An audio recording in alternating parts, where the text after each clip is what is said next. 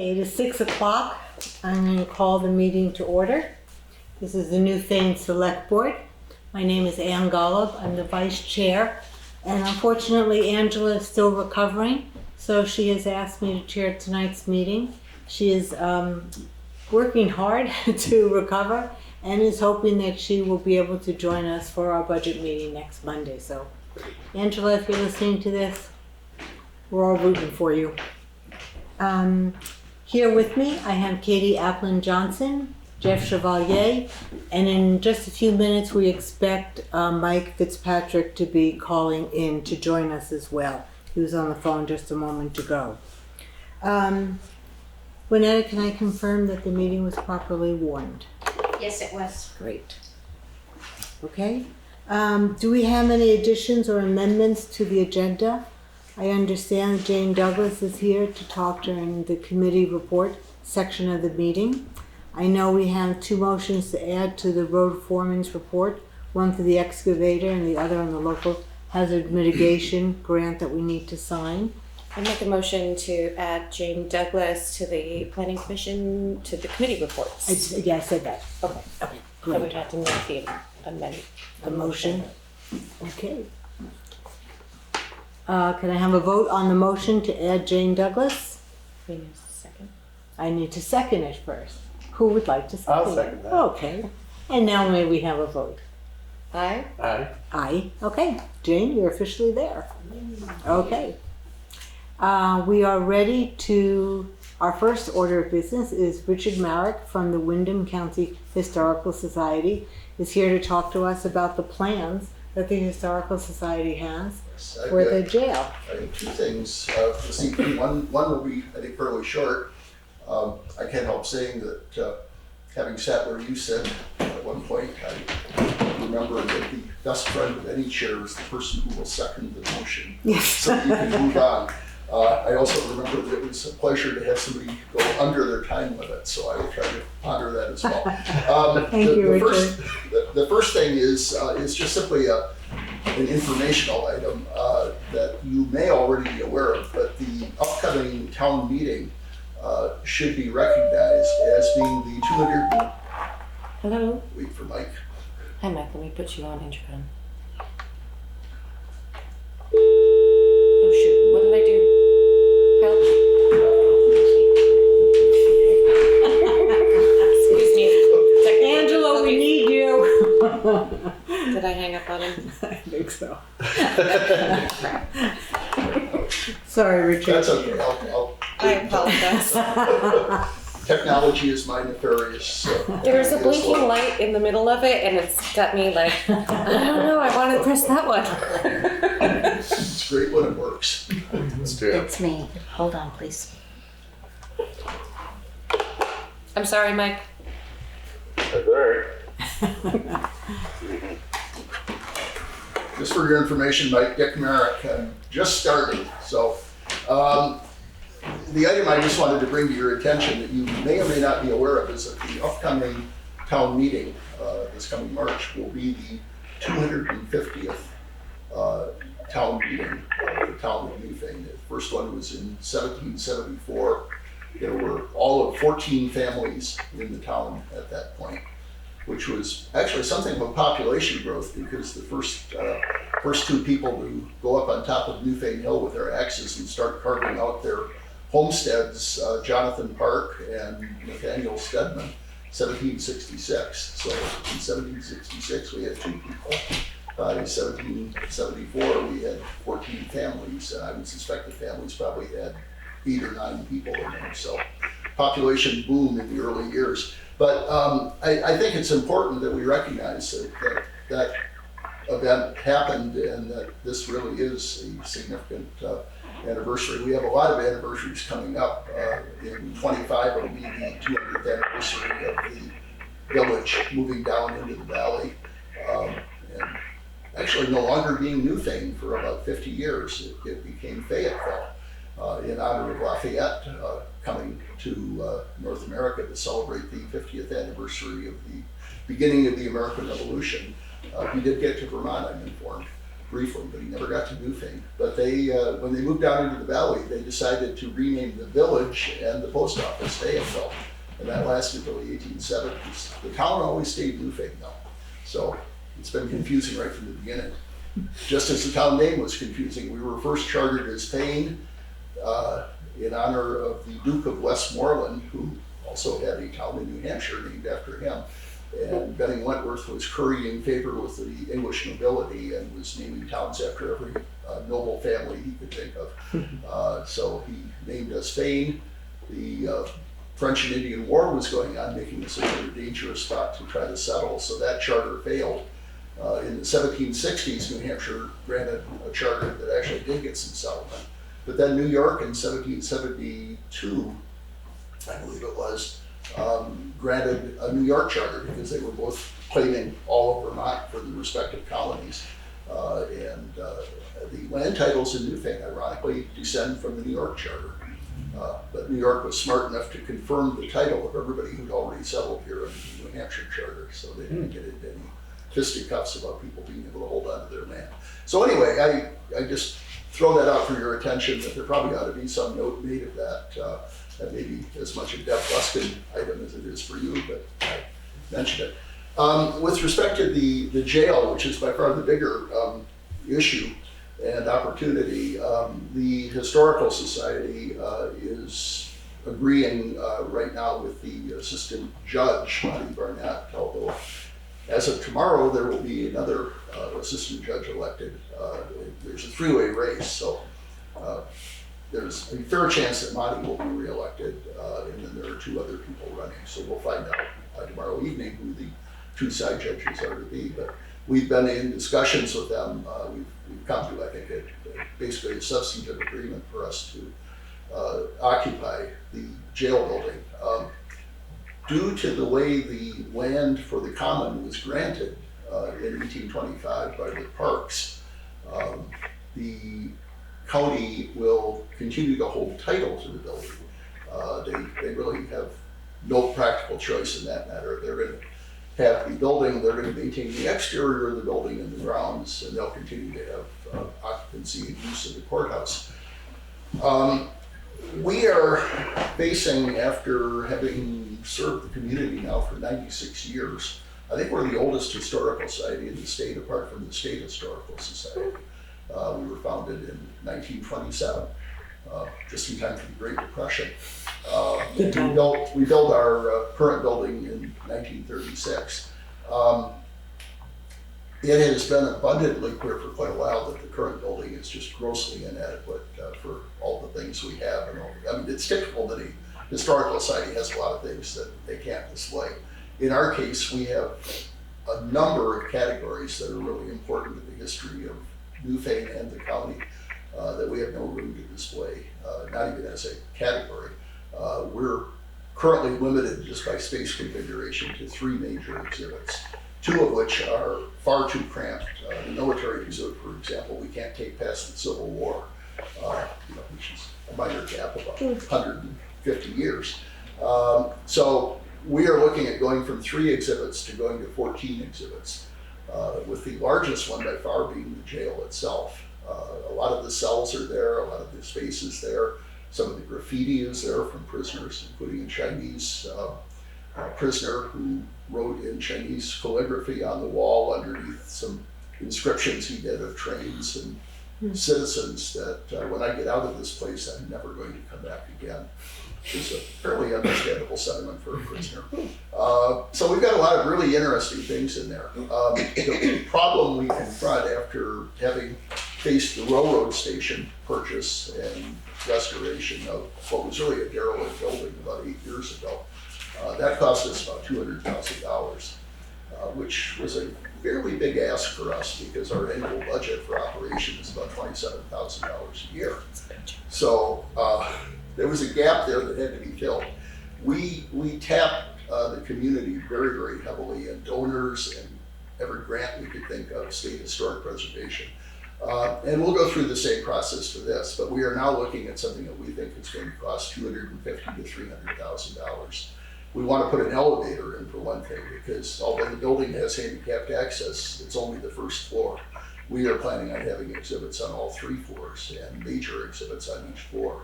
So we want to have full handicapped access. We have to do an awful lot of restoration and renovation because the building has become a rabbit warren to serve the sheriff adequately, but spaces that serve the sheriff do not serve for exhibits very well. So we're looking at a huge undertaking. And I will cut right to the chase. I think the only asks we've ever made of the town for the historical site, when we started doing the railroad station, we decided to ask each town in the county if they would be willing to appropriate $250 a year. 6 or 7 towns have done that, including Newfane. So that's been our ask. Which I'm sorry, I don't understand. 250 hours, did you say? Dollars, yes, a year. We'd love 250 hours as well. But that was sort of a minimal ask. And I think if you look at the community asks from all the various organizations, and they're all, I think, quite worthy, we're really at the bottom of the pile in terms of the amount that we ask every year. What we are going to ask as a once every 100-year ask at the end of 96 years, and looking forward to probably 100 years of being here, so it's once every 200 years. We'd like to have the town very seriously consider a grant of, on a one-time basis, of $250,000 would be nice, $25,000, which would be 10% of the minimum amount that we think this project is going to cost us. The rest of it we're going to have to raise by pursuing grants, most of which are fairly small. State Historic Preservation, for example, is a cap of $20,000. Windham Foundation is a cap of $10,000. So there aren't any massive grants we've ever been able to identify. So it's going to be a lot of it. It's going to be just community fundraising, which will take considerable effort. We would love to get this project worked on during the upcoming season from January until October when we close, and then be able to move things in there next fall, winter, and get that thing up and running and have it open. I think it's going to be a major benefit to the community. It's going to be a real draw, I think, because a jail museum just has, as the railroad station did, has a real draw for a lot of people. People want to see the jail. Roger Albee, who's on our board, and who actually is a direct descendant of the Parks, who donated the common in 1825, has suggested that we might want to have space available on an evening basis for people to stay in the jail for $25 or $50. We suggested to Roger that we would buy him the jailkeeper uniform and he could be the one to stay overnight with them. But we'll see how that sugars out. The first question people ask is, what are we going to do with the current museum, which is still structurally and functionally in a lot of ways a good building. We have really extensive archives and archival materials. Diaries, letters, correspondence, which are absolutely cramped. We also do a lot of genealogical work. And so we are going to, and we've had people volunteer to transcribe diaries, letters, things of that nature. We have no space to put them. With this move, we will turn the current museum into an archival, genealogical, and research center.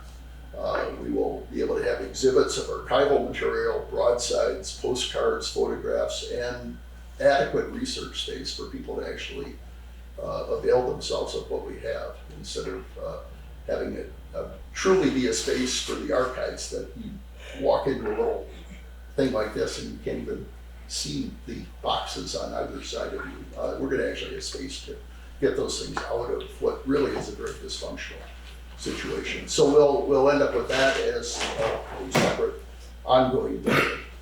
But the main exhibits will be in the jail building. So that is essentially the ask and the presentation. But I've got some layouts here. If you care to see them, they haven't yet shown what it's going to actually look like because they're the existing structure. And we're working with David Cotton and his firm to turn that into a post-construction, post-renovation picture of what we have, which may be of more interest to you when we get it done. Okay. So that's the story. I have a couple of questions, and Sure. others may as well. Many of us saw the building recently when Yeah. the town was wondering whether or not we should take it over. Yes, So I know that. we know what you're up against. Good luck. It's, You talk about a grant of $25,000 Yep. that you're requesting from Newfane. What are you requesting from other towns in the county? We have not gotten to that point yet. We would love to ask them for contributions. I think frankly, given the physical location and the fact that, that we tend to, be viewed as a Newfane institution, even though we're a county institution, I don't think we're going to be able to get to that level of an ask realistically for other towns. We have, as I said, 6 or 7 towns that donate to $250 a year. So we will certainly ask other towns for contributions, but I think we're going to have to calibrate that based on what we think we could realistically hope for. I would hope that, Townsend, for example, might contribute. Part of the difficulty of that is that when we were established here in Newfane as a county historical society, none of the towns in the county had a historical society. Even Brattleboro didn't have one. Over the years, I think every town except Stratton and ironically Newfane has a town historical society. So the towns understandably tend to be focused pretty strongly on their own town society as opposed to the county society. Mm-hmm. We're effectively sort of a hybrid for Newfane because we are, and our collecting has reflected that because we started out able to collect quite broadly from all across the county because nobody else was doing it.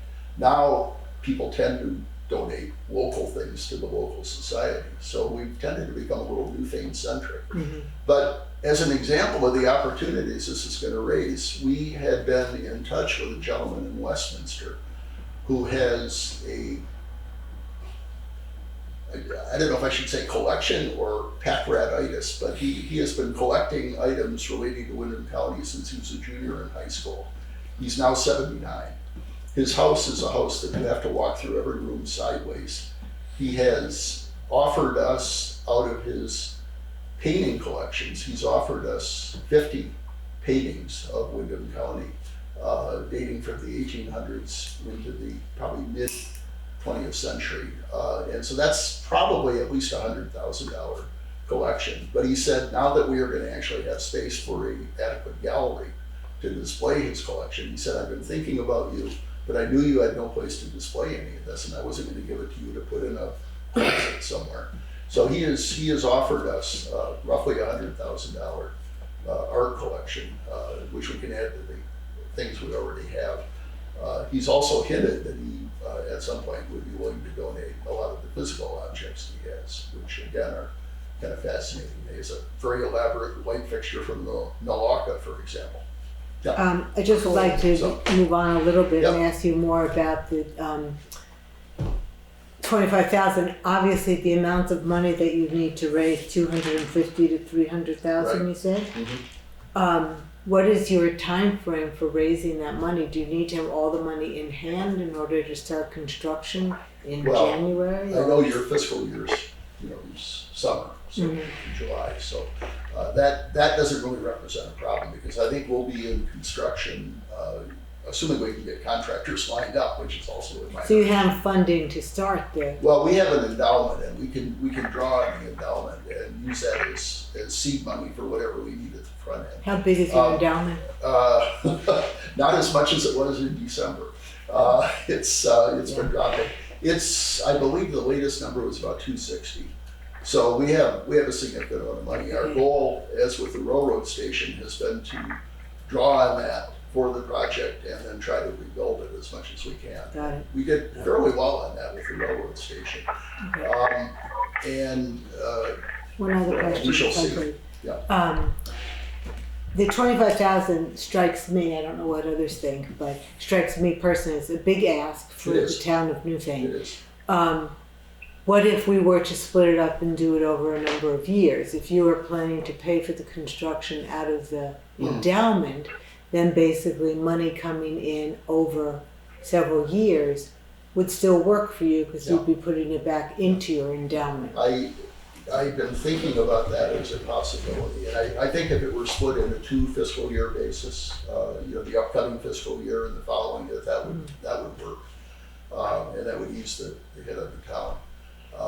I know that, grants have been made for other community projects like the Williamsville Hall, and I don't remember what those numbers were offhand for those town meetings. So, if there's some precedent for doing things like this, it's not an ask we take lightly, but it's not a project we take lightly either. It's the biggest project that we've ever undertaken, although somehow they built that current brick building in 1936 in the middle of the Depression. How they did that, I have no idea, but I know it was done by private contributions. Okay. So, I'm sorry, there's one last question I wanted to ask you. Oh, how many years is your lease for with the county? the lease we've been offered is 10 years, and I practice corporate law in my career. I will freely say that if this was an arm's length transaction on a commercial basis, and we were looking at putting $250,000 to $300,000 in a building we have a 10-year lease on, I would never let a client do that. The reality is that Monty Burnett, who is the current standing side judge, has said if we need a longer lease term, they'll do it. We frankly, and I will have this put in the lease, that it is the expectation of all the parties that this will be an ongoing relationship, which will effectively be self-renewing and open-ended. I firmly believe, and I've said this to the board, that if we assume this and do the job that we expect to do and have this operate the way it should, that this society will still be in that building 100 years from now. I just think, the reality is, first of all, the county has no other practical use for it. And they've looked into things like having the probate judges in there and various other things.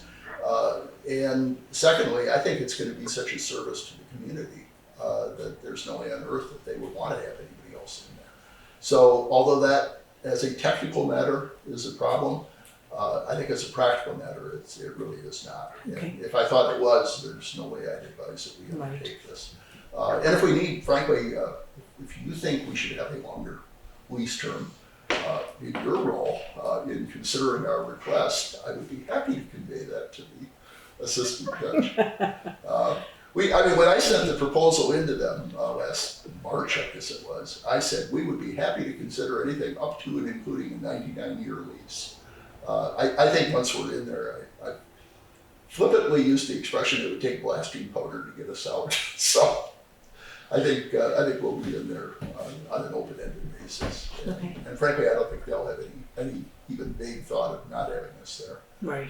I think it'll be a draw for the county. I think it'll be a draw for some of the local businesses.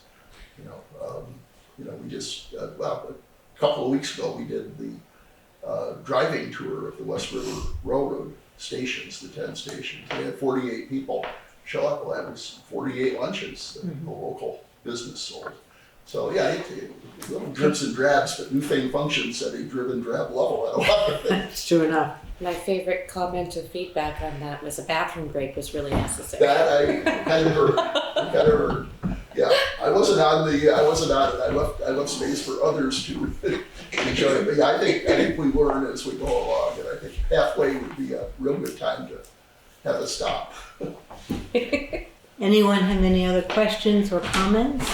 Is the budget you talked about, the $250,000 to $300,000, does that include converting the existing space into like an archival research facility? It doesn't include that, but the cost of doing that is mostly going to be putting in a lot of sort of institutional shelving to be able to move stuff down, and then a couple of workstations. And just as an example, we just got a donation of two tables, wooden tables with file cabinets, a work table and a file cabinet from a local family in Brookline, which is what we'll use to equip the curator's office in the jail building.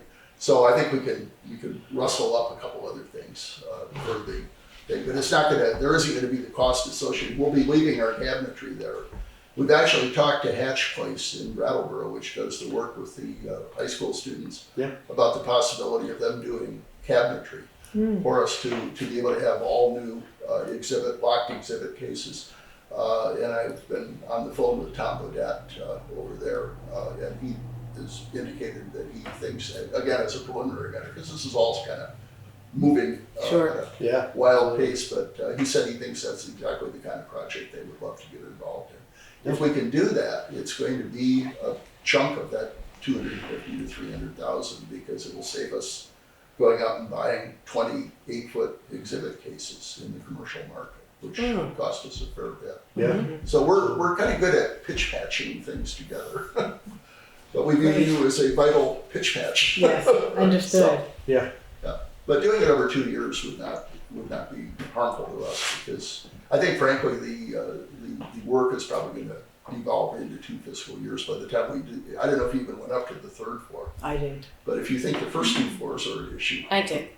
third, yeah, it's that is. But it has the woman's cell GSL, up there, which is really cool. and it has the graffiti. Yeah, and That would be a I cool would just place. note for the record that there were several banks of cells for male prisoners downstairs. There's Right. one cell for women upstairs, Right.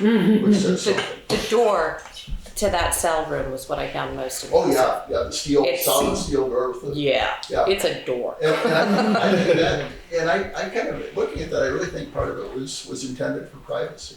Mm. I think there was a view that should have more privacy than the barred cells downstairs. Sure. Which, shows some sensitivity.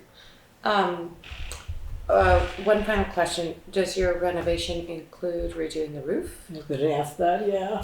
That will be part of what the county will be responsible for. Oh, interesting. They're Okay, doing cool. the exterior work. So yes, a couple of the really, the building, when Sheila Prue was sheriff, she had them sandblast the brickwork on that. And it's a major mistake, because the outside of the brick is fired and hard fired. And when Oh. you take that off, Yeah. It hot erodes. marks. Turns to So dust. they're gonna have to paint all the brickwork to seal it, to keep it from deteriorating. So I think they're gonna be doing a major paint job. Yeah. And you can see spots outside that are peeling. But yeah, the county will be responsible for all of the exterior of the building and maintaining that, and the grounds. They will keep use of the barn, because they have equipment to put in there. And our responsibility, once we're in there, will be maintaining the interior, utilities, things like that. So it's really from a standpoint of our being able to afford it. If we were, they also are gonna charge us rent, but they're gonna give us a credit against the rent for the renovation and restoration. So it'll be Balance very, out. I was president of the State Historical Society, and we had a arrangement with the state that the state, for its museum in the pavilion building, the governor's office building, the major museum there, the state had to charge us market rates for that. And they then appropriated money to us that somehow matched the market rate. So they wrote us a check, and then we wrote them a check. So it was, essentially no. And I think that's sort of what the side judges are contemplating, because otherwise, again, we couldn't afford with our current budget to pay market rent for a building that size. So it's patching this arrangement together. Okay, And I have great. 1 minute to get back to you if you'd like. Unless Any you have other more questions people have? Could you just tell me the other gentleman's name? Jonathan Park and Nathaniel Stedman, Stedman, marched up to Newfane Hill with their axes on their shoulders and started carving out. Stedman actually ended up moving his location down, I think probably because the ground down here was a lot richer ground. He actually had his home after that at the site of the bank here. oh, okay. Right on that location. Great. And, a couple of the timbers, I think, went up to the house at Mary Hill's bookstore. Cool. So, yeah, Thank you so much. okay, thank you. Thank you, Dick, we appreciate it. Okay, Great. good show. Thank And you. we will forego our request for $250. Oh, really? Yep. And have you sent in the necessary paperwork that we need for our town report? Not yet, but I will do that very Okay. quickly. I usually have it in by the beginning of November. Okay. A month in France kind of threw that off. Sounds like I you're will get no busy. sympathy for that, I know. You were in France for a month? Yeah. So was I. Where were you? In Paris. Oh, okay, well, we passed through Paris. We usually go out to Britain. That's where we went there know people too. there. Okay, we're gonna have to compare notes later. Yeah, we will do that. Okay. I appreciate the reminder though, because I did have that on my calendar. Okay, It's been omitted, so I will shoot that in. great, thank you We very have more much. news to dispose of now than we would have a month ago. Okay, Thanks much. thank you very much, much care. appreciated. Okay, moving on, approval of minutes. The October 17th regular minutes. Do I have a motion to accept? Make a motion to approve. Thank you, second, I'll second it. great. Any comments, changes, edits, anything? Nothing, we're all good? Okay. The November 1st, 2022 budget meeting minutes. Those first and seconded, you gotta have a motion.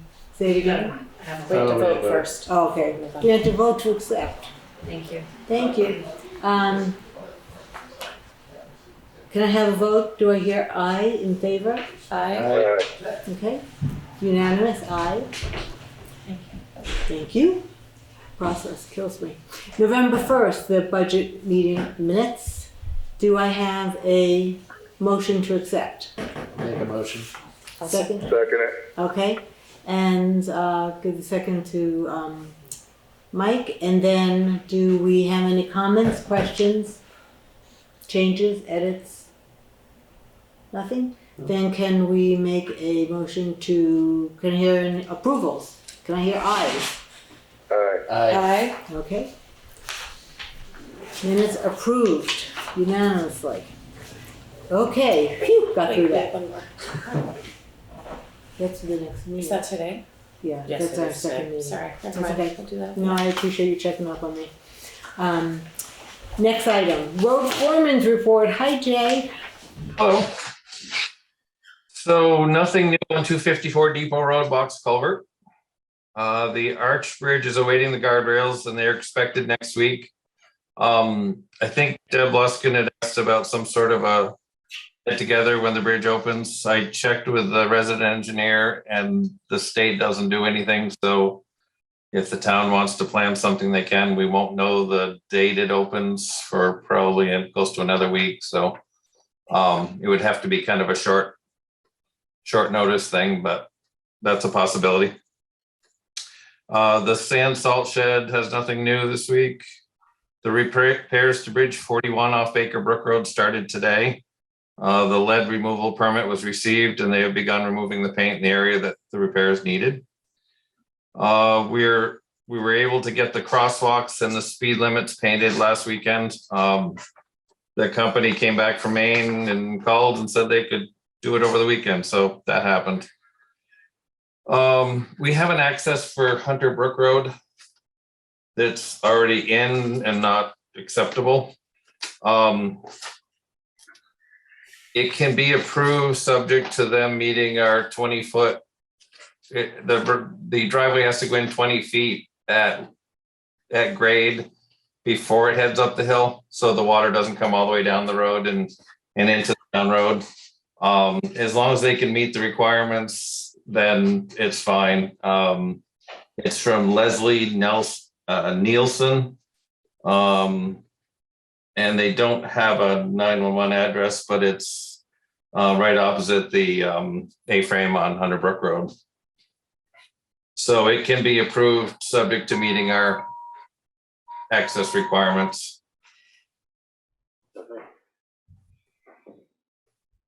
So it's all in, you say?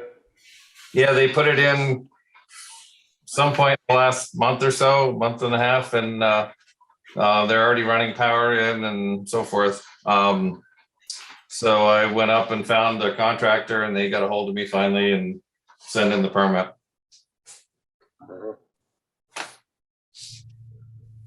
So I make a motion, we approve it with the recommendations that Jay and Christopher made to them.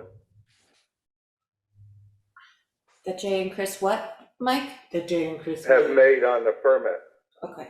what are the recommendations they've made for the permit they have to meet? Okay, do I have a second? I'll second that. And vote. Do I hear any ayes? Aye. Okay, unanimous. Okay, thank you. The Monroe Bridge project is getting closer to being completed. They were greasing the middle section. I think they'll be done shortly, so that'll be really good to get that done. The Roy Bricks Road Bridge is scheduled for the week of November 20th. The excavator was swapped this past week, and the board needs to authorize a signer for the paperwork. Anne has offered to sign, but there's a little blurb that you have to have in the motion. Do I do that right now? Sure. Okay, so the motion.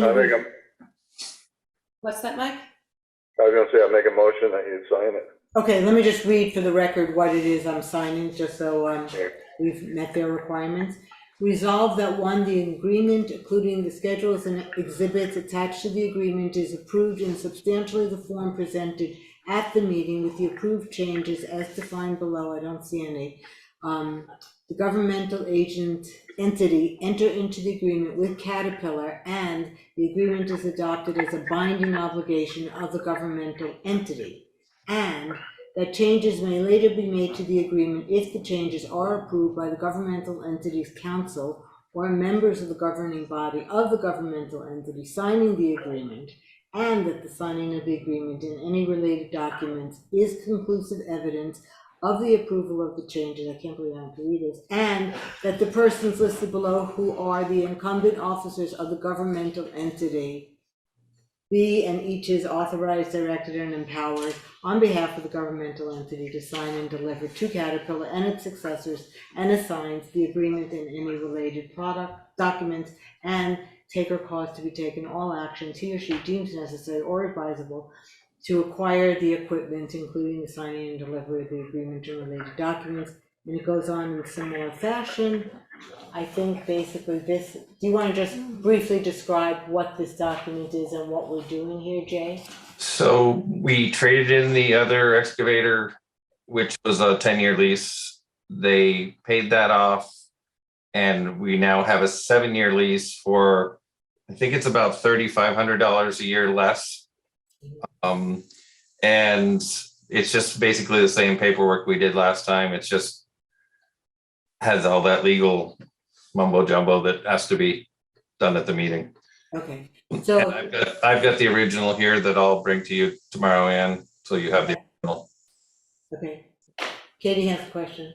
Is that a new 10-year lease for this excavator as well? 7. It's 7-year. 7 years, sorry. Yeah. It's actually, what it's actually doing is continuing the other 7 years that we had on the original excavator. Right, and they just have to So we had 7 years left, so the new machine isn't really costing us anymore. It's costing us less. We're finishing out the term. Yeah, it's costing us $3,500 a year less. It's a good Right. deal.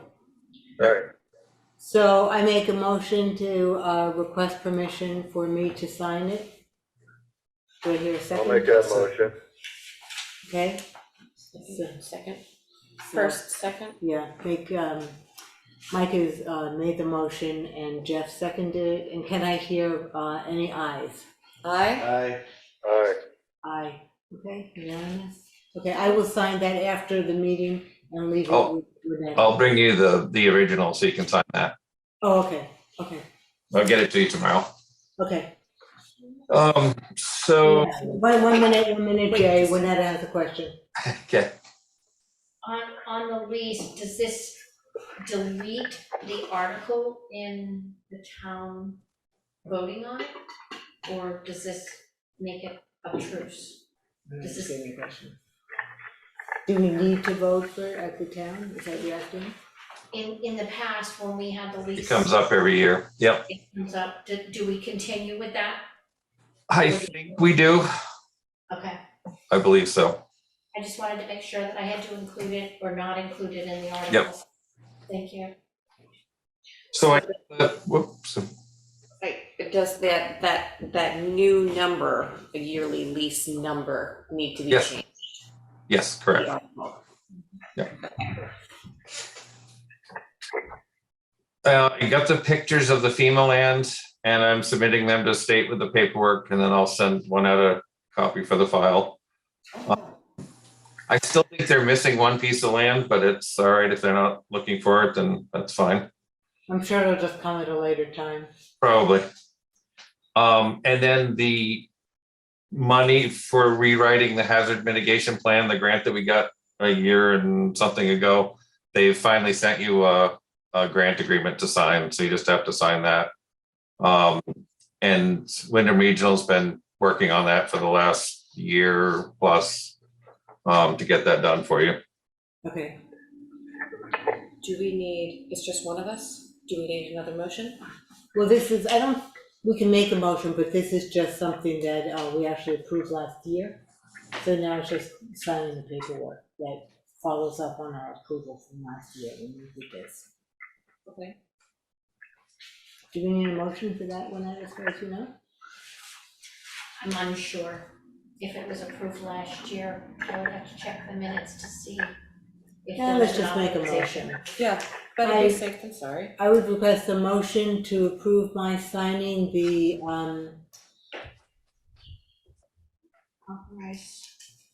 the disaster mitigation grant, pre-disaster, sorry. The pre-disaster mitigation grant program for the town of Newfane with the work that's already being undertaken with WRC. Can someone make that motion? I'll make that motion to you. Okay, I'll second it. okay. And then can I hear any ayes? Aye. Okay, unanimous? Good. I'll sign that after the meeting. All right, anything else, Jay, that we should go over? No, I think that's it. Okay, so I asked. Hey Jay, when are they gonna have the bridge done?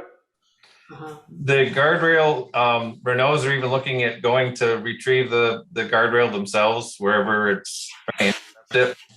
But they're planning on having the rail next week, and then they'll do the finished paving as soon as the rail is in, and then it can be opened.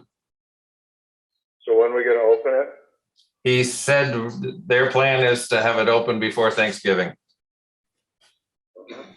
I see there's a Yeah. question, I'm sorry, continue, Mike. Well, what you say something about, they asked if they wanted to have like some sort of a thing for opening in it? Well, the state said they don't do anything formally, but Deb had mentioned it, I guess, at the office, and they said if we wanted to do something, we're welcome to, but they don't normally do anything. Well, you know what I was almost thinking, I mean, it's been a long time coming, right? Many years, Huh? many years. Right. And that's one of the things Christopher always wanted to hold on to, is selectmen and the road commissioner and all that, was he wanted to make sure he'd see that bridge built. I said, I would almost think it'd be nice to have like a little ceremony, like a ribbon cutting with, like, you know, Renault Builder, with Mike Renault, or whoever, somebody representing Renault's, the town, the state, and Christopher Williams, and Yeah. let it cut the ribbon. Yep. It's been a big undertaking, I think that's the only, ain't that the largest arch bridge in Vermont or something like that too it was, or something when they said it, or, I don't remember. It's very unique, I guess. So yeah. I'm gonna call on Deb Luskin, who's got her hand raised. Can you unmute her? Thank you. Great. Good evening. So I think anything that we can do to mark the opening of the bridge, the idea was brought to me by Myra Fassler. And if we know even a day in advance, we could do, it would be fun even to get, I was thinking, I know when they reopened the Dummerston Covered Bridge, they had a band and they had a dance in it, which was pretty cool. But a ribbon cutting would be terrific. And I'd be glad to take the responsibility for getting it published in the Front Porch Forum, if, which is probably the best way to get word out. Maybe post things where we usually post them. We could let people know that it's going to happen and to look out for the day that it's going to happen. And later on. And so, can I ask a couple of questions? Who would organize whatever's gonna happen at the bridge with the ribbon cutting? Are you offering to do that as well, Deb? I wasn't, but I could probably find some ribbon. I don't know. Is there special road cutting ribbon? Any road opening ribbon? There's. I don't think so. Or do you want people to talk, or is there any, do you want to try to have any little entertainment or anything, or simple and photos and? I think I can get back to you. Well, I don't know if there'll be another meeting before it opens. It's already the 7th, and your next meeting will be what, the 18th or so, and that's the week that the bridge is going to open, the 21st. That's the week the bridge is going to open. Theoretically. Supposedly. I don't know. We can find out. Is there anybody who wants to talk? I think people just want to walk over it. I don't know if any of you got to walk over the I-91 bridge before it opened to traffic. And that was a hoot. They had the people who worked on it there at different stations, and you could talk to them. It was bitter cold. But it was just the only time you could walk across that bridge was on a day in March. It'd just be something to tell people. Yeah. And rain or shine, pick a time. Tell me what time we do it. Noon. I'll keep you guys posted as I hear updates, and then you can plan on when you want to do it. Well, are you just tossing this in my lap, select board? Well, let's wait. Katie has something she wants to say. It might be worth asking the Berries, because they own both houses right next to the bridge. They have a little bit of space if we need more space. Might be worth coordinating with them a little bit, because they've been pretty invested in watching the whole process like the rest of us, but it's their front yard. Well, I don't think we'd be on their front yard. I think we'd be on the bridge. I don't know. It's just a thought. It's an idea. They're very nice people. They're my neighbors. So I would make a motion, if you're willing to accept this, Deb, that we make you coordinator of the bridge opening ceremonies. I'm just, boy, I hope I get my deer by then. Keep forgetting it's hunting season. I'm happy to help too. I love planning parties. Yeah, this is maybe more than just a ribbon cutting now. Well, maybe it doesn't have to be. Yeah, I don't What? think that's anything. It doesn't have to be anything huge. I like the idea of a ribbon cutting and letting people come down, and maybe getting the historical society. They've got pictures. They've been doing a lot of stuff on the bridge, the old bridge. Yeah. And I'll reach out to Dave and Cindy and make sure that they know what time it is. Have them come. Yeah. Okay, so we have a motion that Deb, and you've got Katie available to work with you as well to figure out whatever might happen, and that Jay will keep you coordinated when he knows when it's going to be. I think once it's ready to be open, we don't want to postpone it as we wait to have a ribbon. Right. We could do it at 7 a.m. We could do it, or 5 p.m. Whatever time it's going to work. Do we let Chris Williams be the first one to drive over it, because he was one who's been campaigning for it for so long? Sounds good to me. If it's any help, Deb, there was a buck across the road below the garage here tonight. Get her done, Deb. Get her done. Quick run! Thanks. Yeah. Okay, so Run it over for me. Yeah.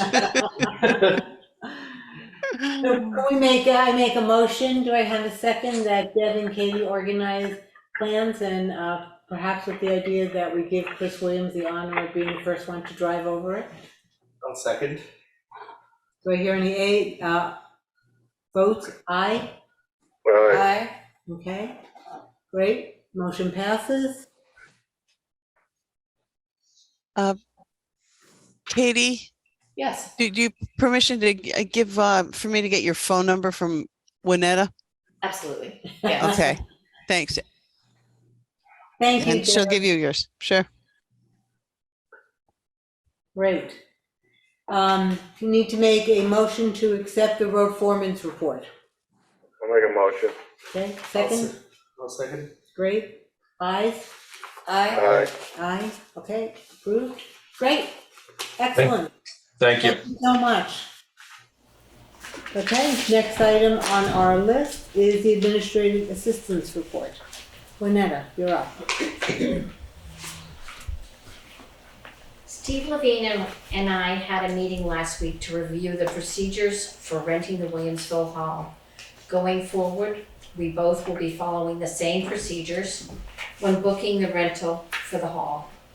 It was discovered that there were keys that were unaccountable, some that had not been returned after the rental of the hall.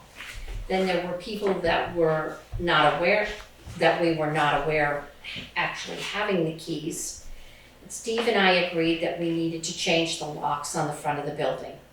We will have a set number of keys made with do not duplicate on the key, and there will be a list of these people who will be given a key, like the one that I have for the town office.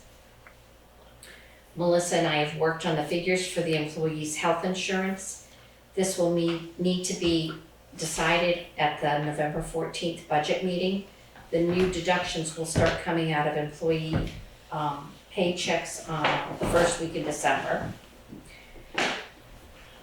I have attached the scope for the cleaning, the scope of study for cleaning services requested at the October 17th meeting. Would you like to proceed with putting the cleaning out to bid with the reformer? And Yes. then I would. I'm just looking at the list right now, Mike, so what would the, okay, all right. Do you want to just quickly go through the list? I mean, you don't need to read every item, but just give an idea of what's on the list since we're all seeing it for the first time and Mike is on the phone. Sure. Entrance to lobby area, general office areas. Remove trash, vacuum carpeting, spot clean walls, light switches, partition glasses, dust mop, sweep, hard surfaces, dust all the furniture and fixtures, dust walls, doors, window frames above 6 feet, clean the door jambs, polish thresholds, sanitize the door handles, clean the ventilation grills, buff hard surface floor if needed. That would only be done semi-annually. These other items that I had previously mentioned are done bi-weekly. Vacuum window coverings, that would be done biannually. I'm sorry, I don't see a check mark next to the dust and spot clean baseboards. I don't see it marked up the frequency of it. Do you see that? Oh, You yes. just want to add that. Is that a weekly or a bi-weekly? Bi-weekly, yeah. Okay. The restrooms, remove trash, spot clean receptacle, sweep, mop, germicide, disinfectant, replenish paper products, hand soaps, sanitize areas, clean the ventilation grills. Okay. And then secure designated interior doors after cleaning. Furniture shall be straightened and returned to original position. So these were taken from another cleaning service that I had used when I was at my previous job. And they had an on-site cleaning service that did all that on a daily basis, so. And is this is great. the assumption that this work would be done during office hours or after hours? We would prefer to do it while the building is occupied. Okay. Because of the confidentiality and some of the items that are still left out.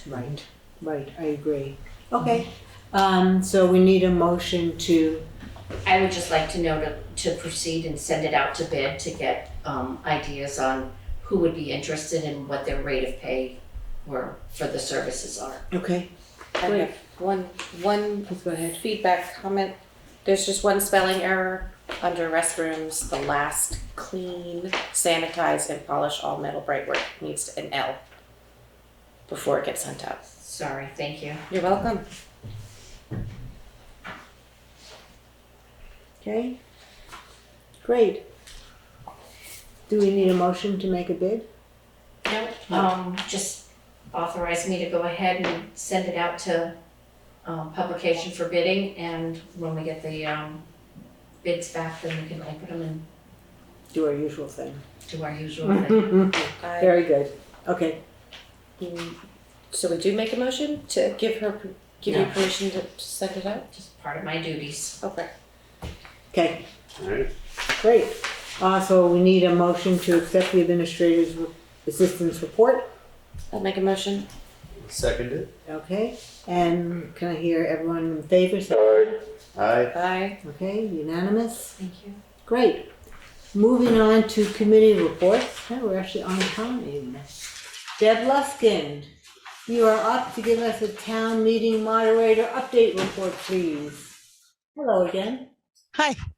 So, at the last meeting I attended, we talked about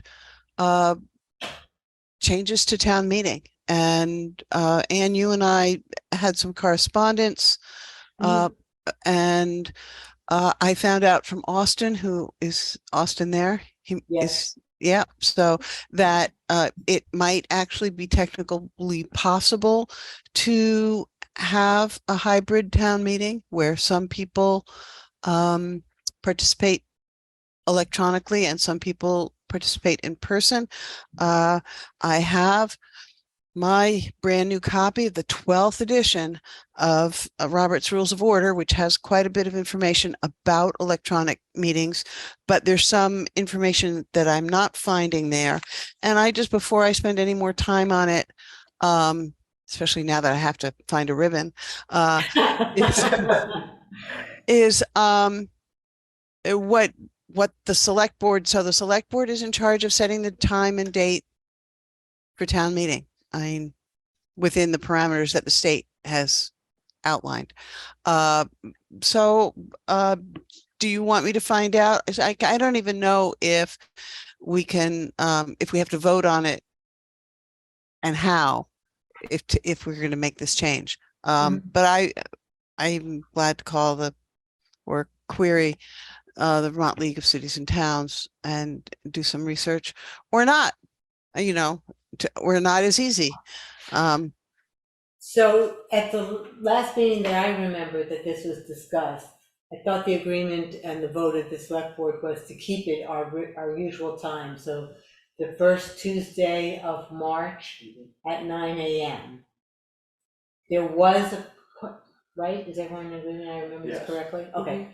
And then there was a discussion about whether or not we wanted to have maybe like a coffee to open the meeting, just some time for people to be together as neighbors. Did we want to try to find out if people wanted to have a lunch afterwards? And Winetta, you were going to make some calls to some different people. Did that happen? I haven't had a chance to get all the responses back yet and correlate them, but Steve Levine said that was definitely something that he would help with. Okay. And you have others that you still need to Yeah. contact. So could you report to us at the next meeting? Make it Yes. a priority to get those answers? Yes. Is town meeting happening in Williamsville in 23? Yes. Okay. Can I make a comment about what you just said, Anne? Please. Just that by statutes, we have to warn the meeting for a time certain. And so I love the idea of coffee followed by lunch.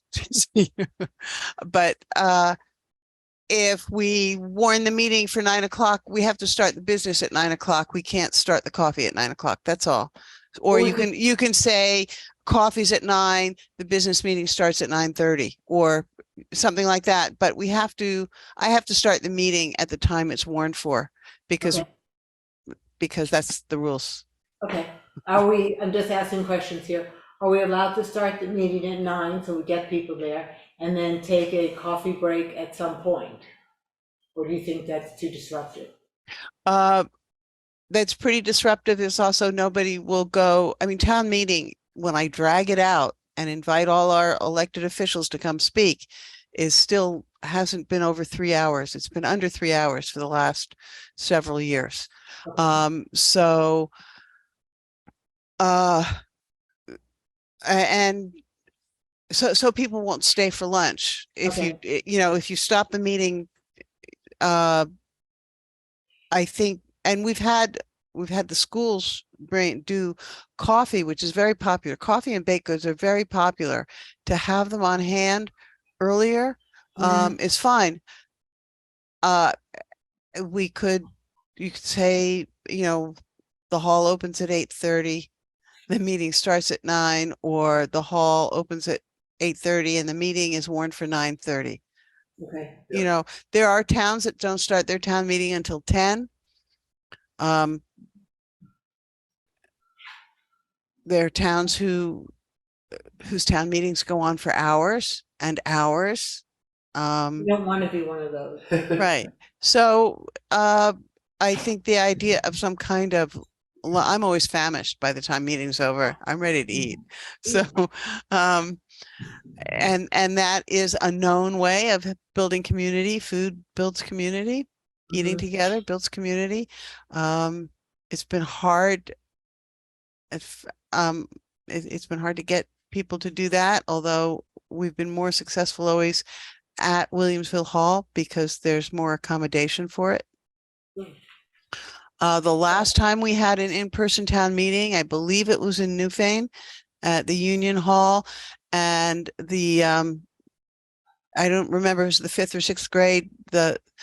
The parents who put it on did baked goods, and they also had 3 kinds of soup, and boy, that was really good.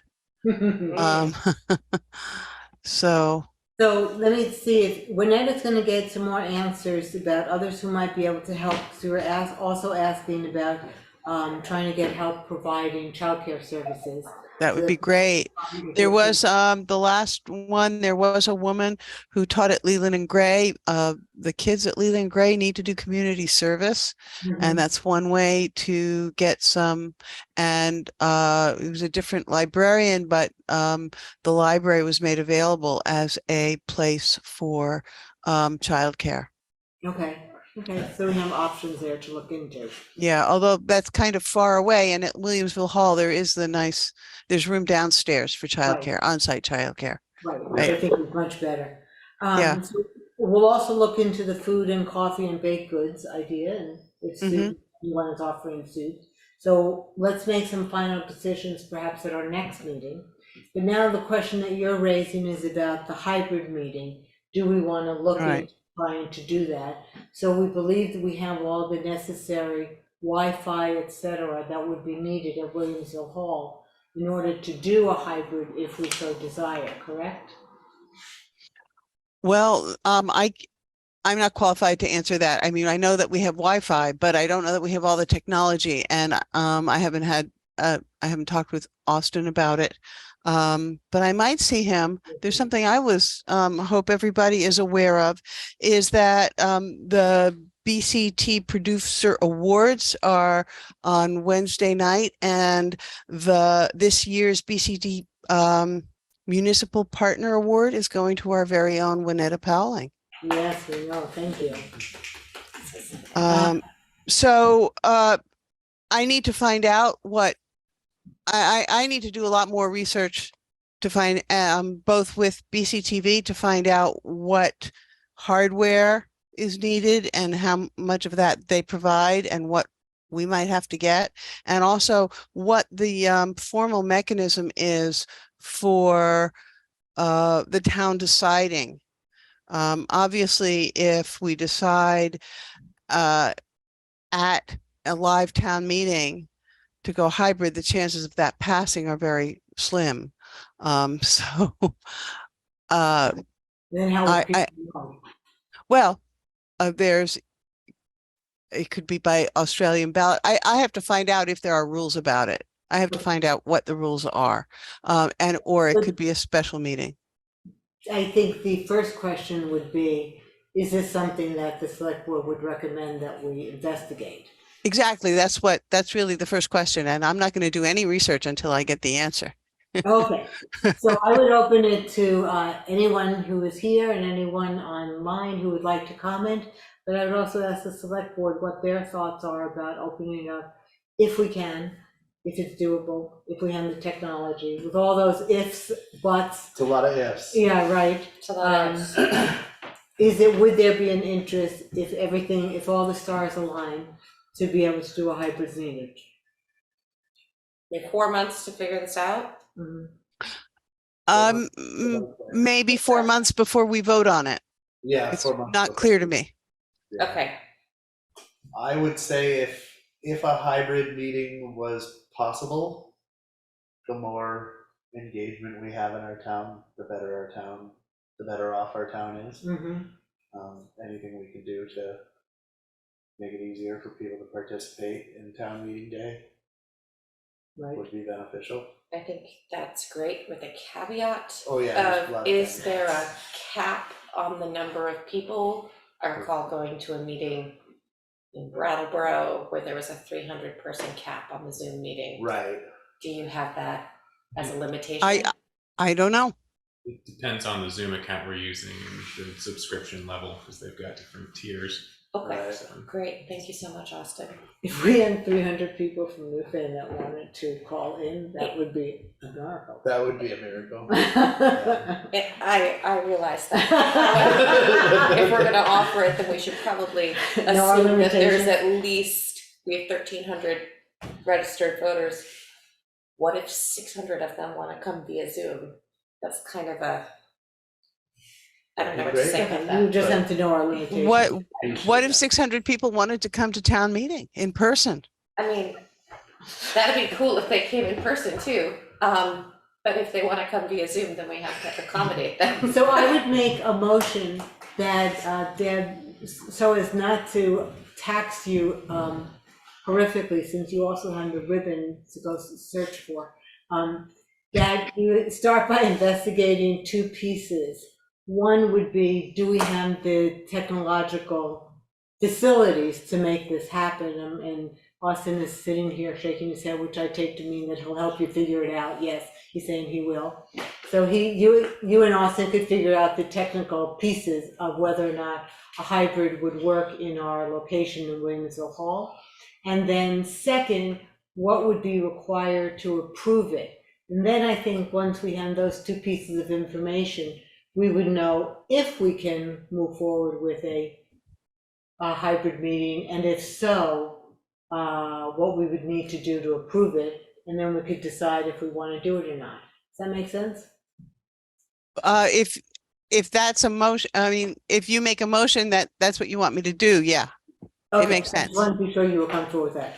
Did I see someone's hand up? No? As the actual president of BCTV, I just want to reiterate, you're all invited to come to the producers meeting to celebrate Winnetka with us. Great, I know thank you. Austin will do everything he can to make town meeting work, but our relationship with our towns from BCTV is really important to us. So I'll extend that invitation to you all personally to Great, come to our Awesome. to the Stone Church on Wednesday. great. What time? Church. It's at 6 p.m.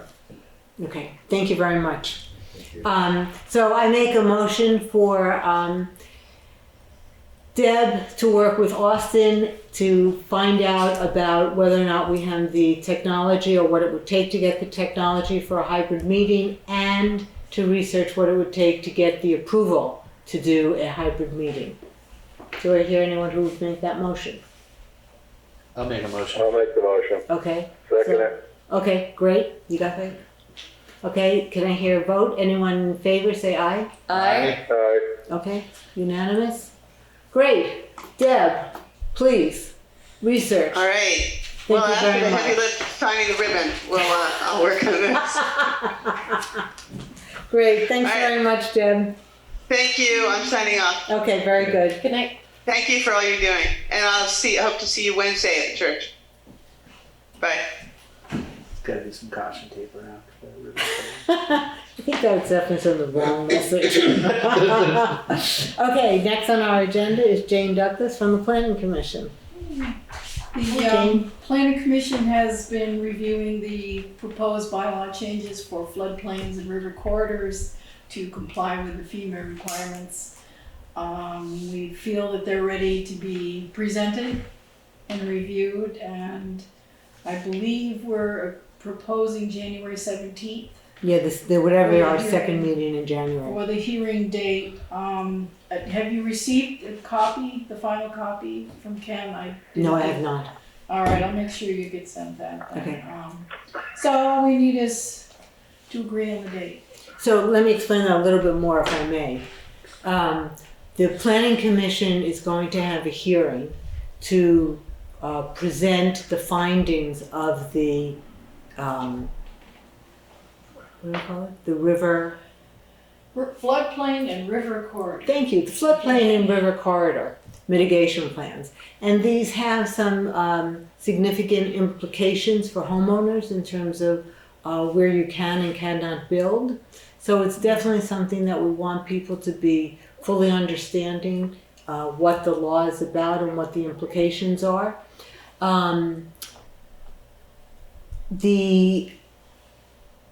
When I was talking with Ken Esty, he was saying that the need is for the select board to be fully understanding of what these rules are. And so the thought that we came up with was to have the Planning Commission have their hearing on a night when the select board has a meeting. So the thought was the second Monday in January that we would turn over the 6 o'clock time frame that we normally have our select board meeting to the Planning Commission. Alyssa Sabeto from the Windham Regional would do the presentation. It is approximately an hour, I understand, from what you presented to you. She would go, say it again. So hopefully a little less. Okay, she would go through that. We would take, the Planning Commission would be their meeting. They would take any questions that people had. And then at the close of that, presumably after an hour and a half, we would then open up the select board meeting. So I've spoken to Angela about this. She's okay with this as a way to make sure that the whole select board understands. Ken sent me the actual dates. They're after the Planning Commission public hearing. Then the select board has to have a public hearing at some later date. Ken sent me what the intervals are, but I haven't looked at them yet. So that just makes sure that we are all fully understanding. And then after the public hearing that the select board has to vote on whether or not to approve it.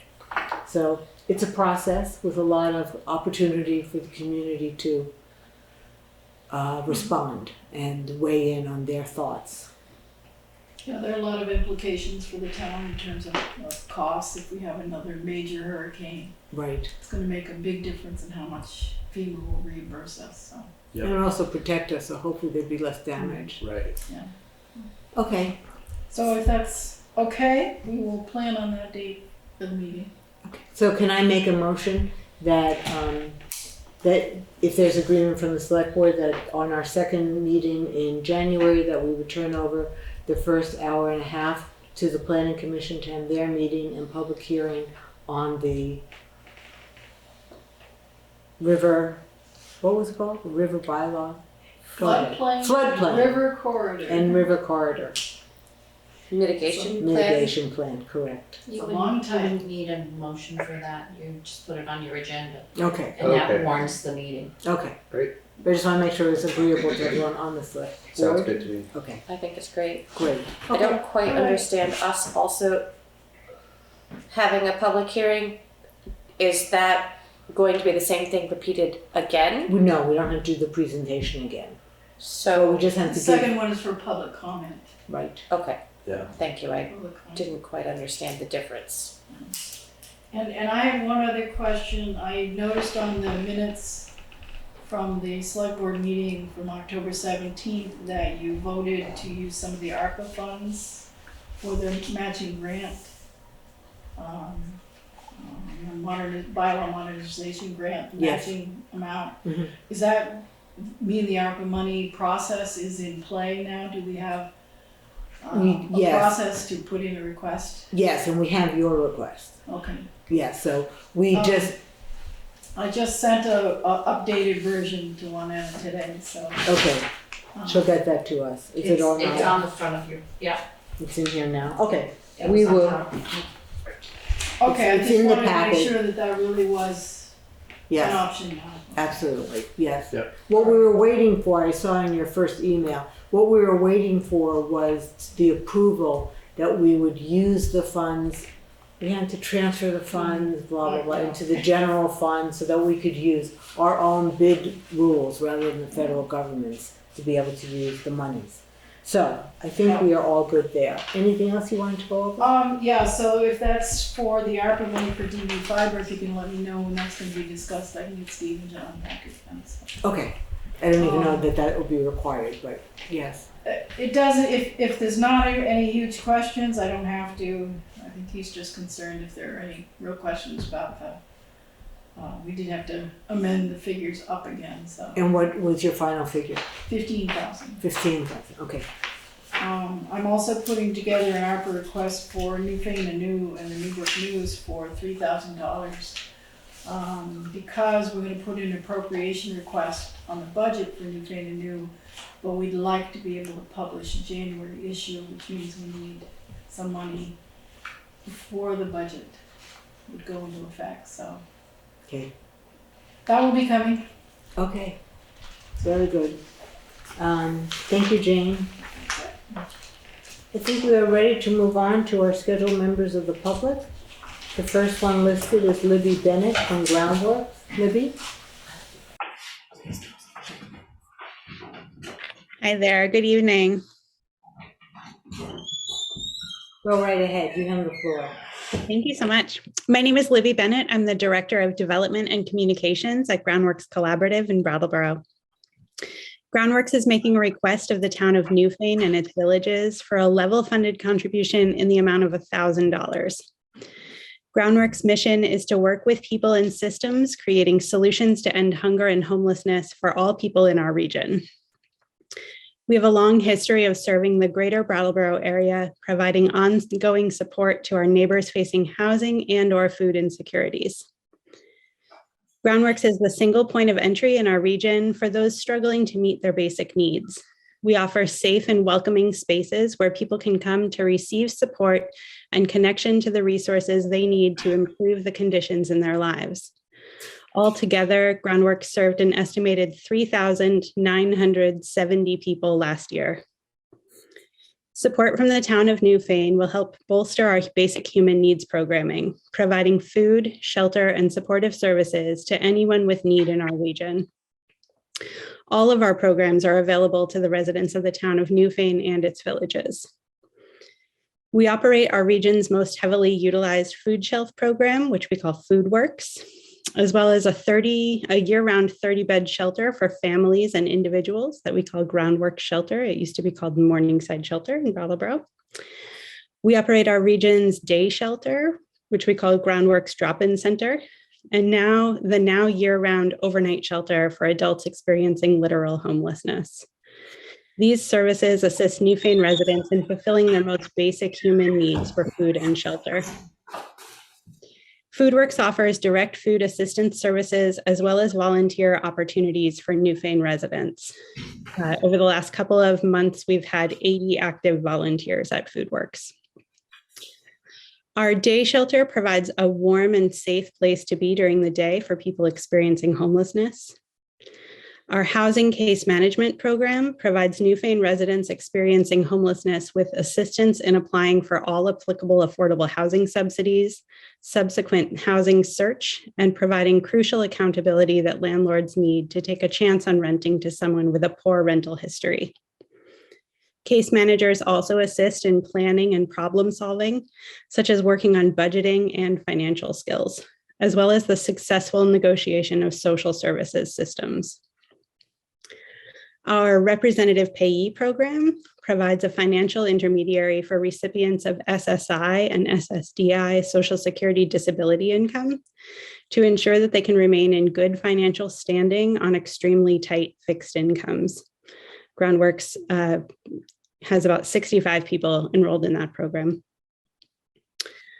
Last year, we provided services in our various programs to 29 residents of Newfane and its villages. Support from the town of Newfane in fiscal year 24 will support 3 program areas: operating our FoodWorks food shelf, where we purchase the vast majority of our food through the Vermont Food Bank, which provides us a tremendous purchasing power, and we utilize volunteers for the vast majority of our operations. Supporting our housing case management program, providing supports for everything from street outreach all the way through our shelter programs to housing stability services for households supported with affordable housing vouchers. And operating our daytime and overnight shelters, both of which opened in our new building on South Main Street in Brattleboro last summer. With adequate funding, we can keep this program open all year round in place of the shelter that previously, for 13 years, operated only in the winters. I will happily answer any questions you might have, and then I'll just apologize right now. I have to go get my kiddo to bed. So I'll take any questions, and if you need me for any follow-up, Juanetta has my contact information. So Libby, one question I have is, have you submitted the paperwork that we request from each organization? Have I submitted it yet? Yeah. I have it ready to go. I can submit it tomorrow or the next day. Okay, because if you could make sure that we have the paperwork in our packets before people come. Yeah. Thank you. Great. Okay, if you could do that, that would be great. Are there any? I could probably send it right now when I sign off. Okay, thank you. Does anyone have any questions for Libby? Maybe I missed it. What was the dollar amount? What is the dollar amount? I don't remember. Requested? $1,000. It's a level funded request. Okay, good. Great. Thank you. Thanks very much. Thank you. Thank you. Our next one is going on to Alex Beck from BDCC in the Southern Vermont Economy Development Service. Hello, yes. Hi, So my name's Alex. I'm here from SEVEDS, Southeastern Vermont Economic Development Strategies. Acronyms abound here, so and I'm here to speak for half of my 5 to 7 minutes on the SEVEDS funding requests that we make annually that support our regional economic development activity. Sibilia is my colleague here who's here to answer questions about our EDD, economic distress. Ask for a letter of support for our economic development district. And my understanding is you have materials on both of those, both our funding request and that. And so I'm happy to answer questions generally about SEVED's work or I'm sorry, do we have the answer? Just 1 second, I don't see the second piece.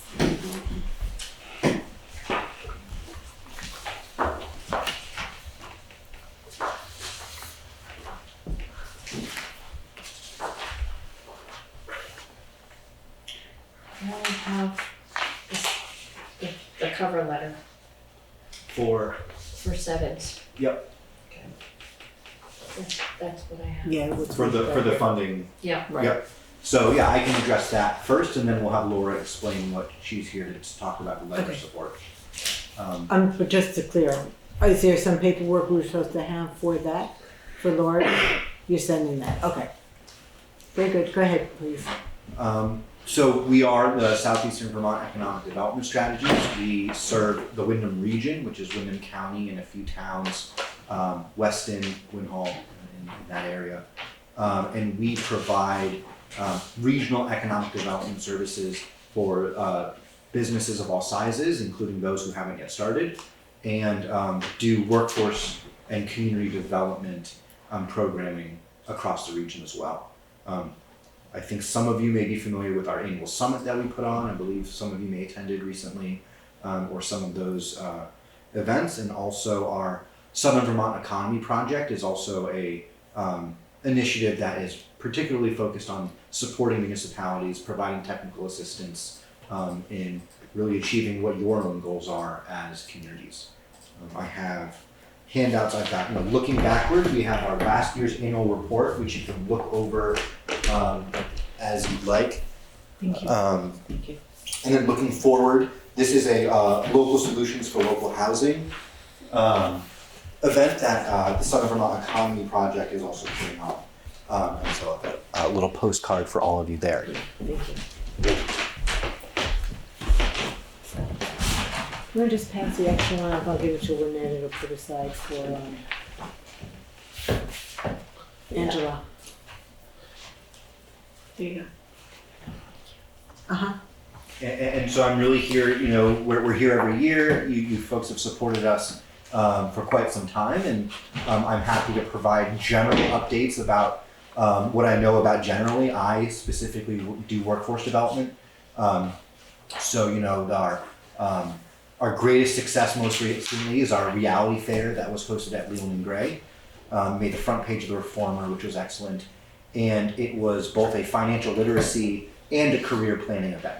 So students showed up to, from all across the region, not just Leland and Gray students, and they showed up and they got a job and they were informed, how much that job may pay, what education you need to get it, and then they would go meet with actual bankers to open a checking account and learn how does it work to really be an adult and to be a working person. How much does a pet cost? What happens if you what's it cost to fix a tire, and how might that impact your ability to get to work, or the need to save? And so all of those kinds of concepts is one example of the kind of events we do.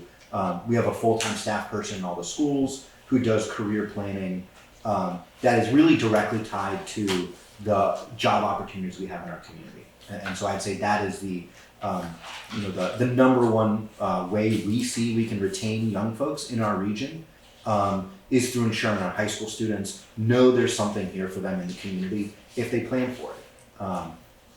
There's an enormous construction project about to happen at the jail, and so there are construction jobs, trades jobs that pay really, really well. Town municipal jobs like CDL drivers. These are all career paths that we're really helping articulate to high school students. That is like one narrow bit of the work that we do. It's what I am involved in, in that workforce and community component. We provide support for small businesses looking to start up, a team of folks who support that. We most recently did a Windham County business plan competition that you may have seen in the news. Those regional activities that all folks in Newfane can access as needed. Great. The funding Yes. is based on population. Yep.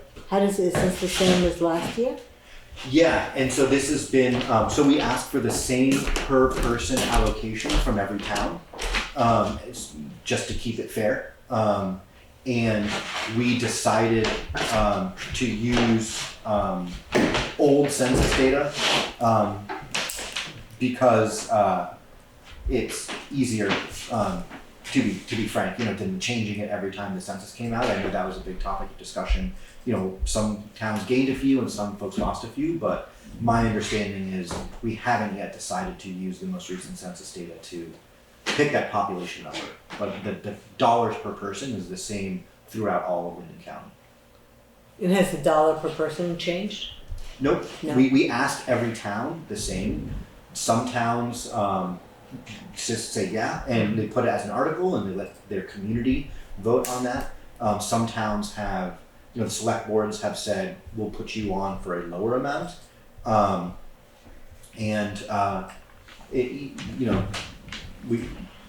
believe we passed every year in Newfane, for our request for many years. And so that's, kind of how we do it. Okay. Great. Well, thank you very much, Alex. Are there any questions for Alex? No. Okay, hearing none, thank you. Laura? So, kind of pulling way up from where Alex is at, I'm here to ask for a letter of support from the town of Newfane for the southern Vermont zone to be designated by the federal government as an economic development district. And I just resent that letter also, and I'm happy to send a draft for you all to look at your next meeting as well. So briefly, the SEDS, which Alex was talking about, which I've dropped a few copies here, that is a 5-year comprehensive economic development strategy that is completed and has to be completed in a public way. It's a federally prescribed process. We have done 2 SEDS. The first was in 2014, just before Vermont Yankee closed. And we started working immediately on the strategies in there. As Alex said, workforce has been one all along, a very significant one. In 2015, the legislature designated Windham and Bennington counties as the Southern Vermont Economic Development Zone, which is an area that has seen some significant population loss at that time and some challenges around economic vitality, and assigned a committee to make a report about the zone. The committee did that work and said, well, the next time that we do a federally prescribed comprehensive economic development strategy, SEDS, we should do that for the whole zone. And so Windham and Bennington counties. And that was done in 2019. The federal government said, now that you have this state designation of this area, the Southern Vermont zone, we think you should apply to the federal government for federal designation as an economic development district. That process requires us to have the majority support from our municipalities, to seek support from our major industrial sectors, from state government, regional entities, and from our federal delegation. Why would we bother? So the SEDS has been a vehicle for promoting collaboration amongst communities, as Alex talked about, for big problems, right? So Newfane's not going to solve workforce challenges on its own, and Newfane has communities that residents that work in other places, etc., or employers here that need. So this SEDS allows us to kind of pull up and think about bigger projects. It helps other entities that are seeking federal funds to apply for those. They are ranked higher, and the reason that they are ranked higher is the federal government says, oh, when we're thinking about investing tax dollars, let's look at the places that have gone through a public process and have published the goals and a strategy. So they have some idea of where they're going, at least, which is better than maybe a bridge to nowhere, right? So an economic development district takes that a step further, and it says on an annual basis, we will fund a small amount, not enough for a whole person, but a small amount to help implement that SEDS. In addition, when there are big issues that come up, like the pandemic, for instance, they know that the economic development districts are a place, if they need to get money to businesses or communities for immediate relief, they can do that. And so during COVID, they actually funded that. So again, we are looking for a letter of support for seeking designation, and that basically would say, we agree that we should act regionally when we can in trying to improve our economy and put in place these types of vehicles. And we have not been denied yet. We're going to all of the towns in Windham and Bennington, and I'm happy to provide you with draft language, as I said, for you to consider your next meeting. Great, okay. Excellent. Does anyone have any questions of Laura? Cool. I guess we could make a motion tonight on whether or not to accept this, and whether or not we would want to make this, sign a letter of support, and then you're gonna send us the letter you want us to sign, or wording that we write our own letter and put the wording into it? I will send you a draft letter that you can scrap the whole thing. Okay. And change. Okay. But it's a place to start. Okay. Great. So I would make a motion to approve writing a letter of support. I would be happy to do so once I get the draft from Laura. Do I have anyone who wants to make that motion? I will make that motion. And I'll second Second it. it. Okay, you got that? Whenever you have those. Mm-hmm. And then I ask for a vote. Any ayes? Ayes. Aye. Aye. Okay, and we have unanimous approval. Thank you very much. Thank you, Laura. And we'll be doing the next sets next summer. So look forward to participating. Great, thank you. Thank you. Right here. Thank you so much. Okay, let me just write a note and then we'll go on to the next. What was her last name? Laura? Sibilia. Sibilia. Sibilia. Elia.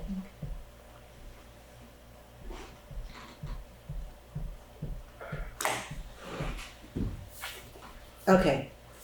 Next, we have Maggie Lewis from The Gathering Place. Hey, Hi, Maggie. everybody. I'm Maggie Lewis. I'm the Executive Director of The Gathering Place.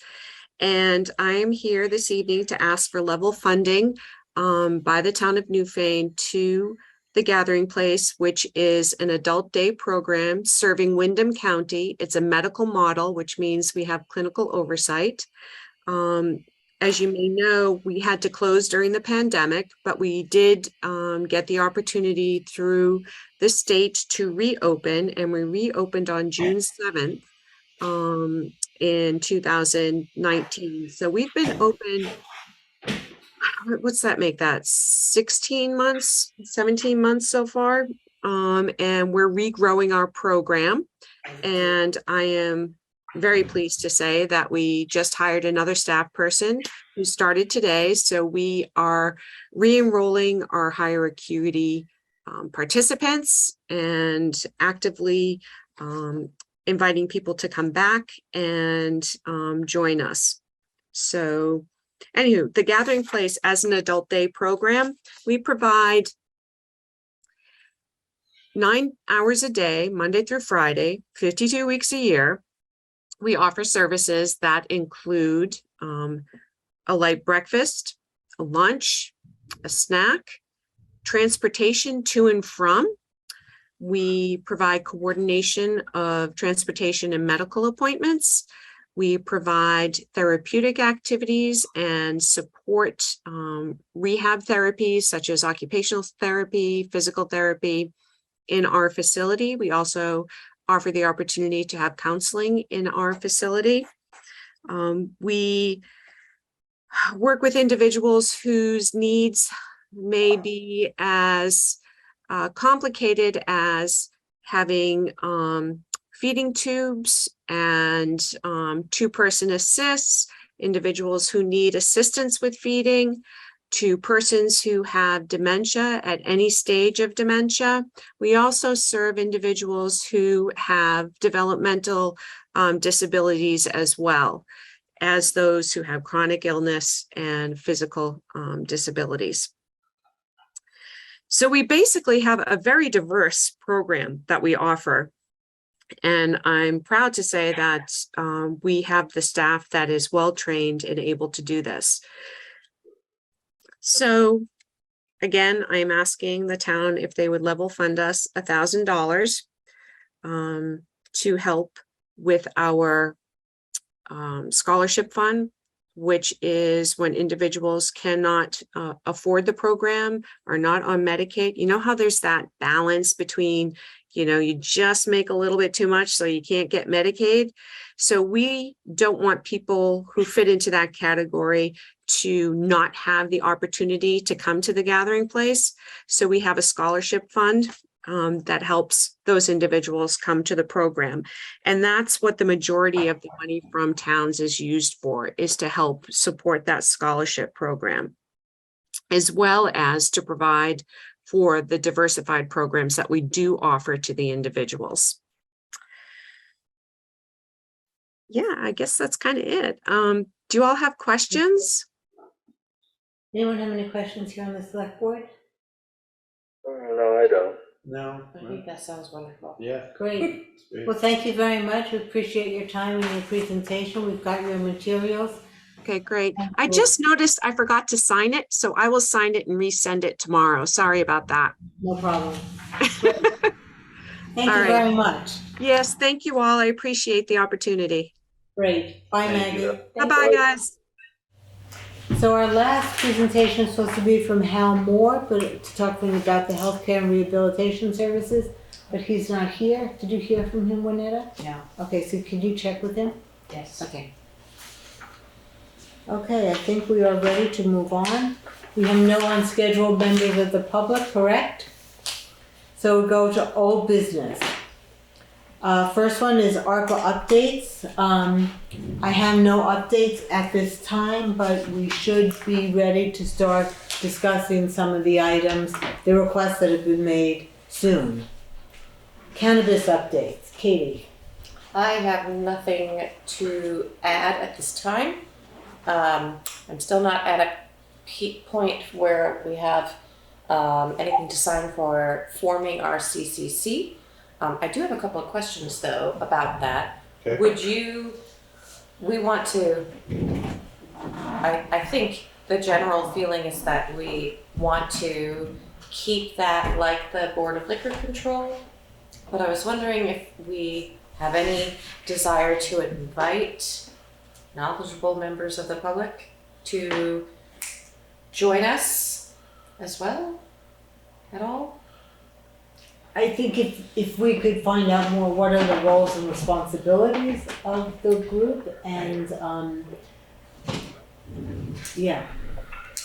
Yeah, I would agree. Do we know, has any other town set it up already? Yes, and I have been reading over some of their stuff, but mostly it's like meeting minutes, and it's people that have been, there's several towns near us that have been meeting monthly already for a while.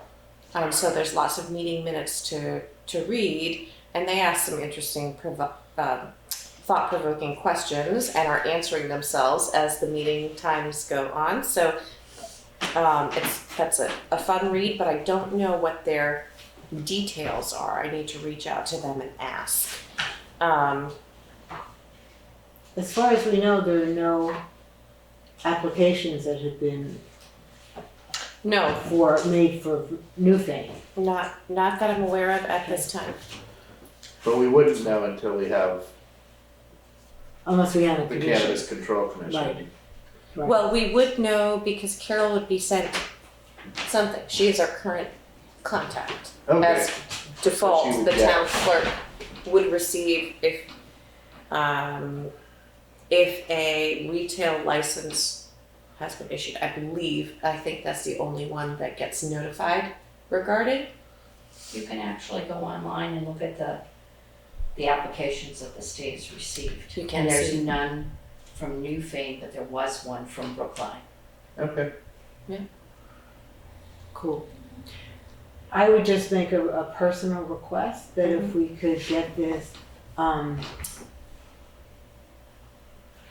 figured out, to maybe by talking to some members in the other towns to find out what we would need to do or what their experiences have been, if they're doing, who's on their committee, is it just select board or is it other community members? There seems to be mixed.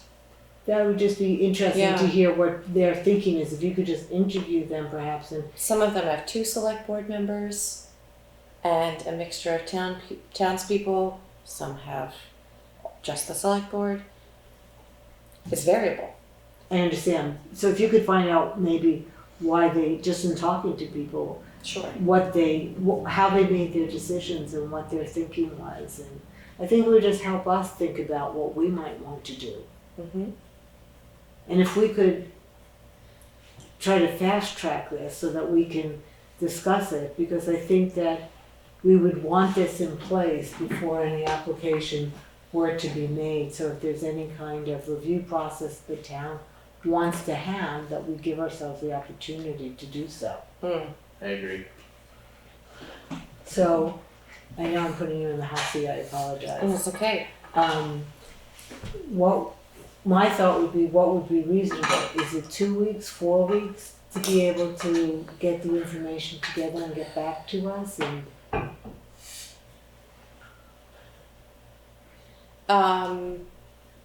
maybe you want to ask someone to help you do this, so it's not all on you personally?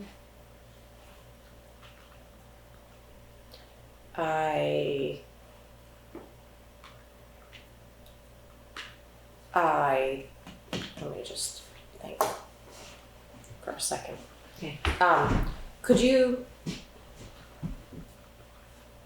both of you, brainstorm just on things you want to know? And Mike too, if you have anything you want to know? I would just want to know, what is the process to set it up? Oh, well, that's okay. And then, how many members do other towns have? And what was their, sorry? That's on the commission thing for it, right? For like the, Cannabis Control Commission, is that what it's called? right, Cannabis Control Commission for our town. Right. right. I'd want to know how the different towns thought through, who would be on the commission, and then the last thing I would want to know is, sorry, am I going too fast? Hang on, I'm trying to write. Sorry, I know that's hard. Okay, keep And going. then the last thing I want to know is, what are the agenda items that they are discussing? I mean, what are they trying to figure out before any proposals come in? Are they looking at zoning questions? Are they looking at, I don't know what, but I'm curious, what are the things that they're discussing? And therefore, what would you consider sort of the proposed items that Newfane's committee, whoever it ends up being, should be discussing? Does that make sense? Mm-hmm. Proposed.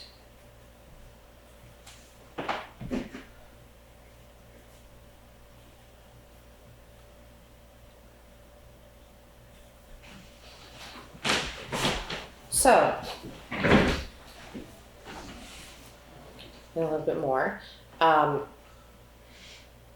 ideally, I would try to put up, try to put together the proposal for us as well, because I think it's the committee itself, the CCC, that figures out what it's doing, right? Mhm. So we have to determine who is that first. Mm-hmm. But ideally have I would like to have, at the very least, a template or a rough draft for us to go over the That next sounds time I great. bring it up.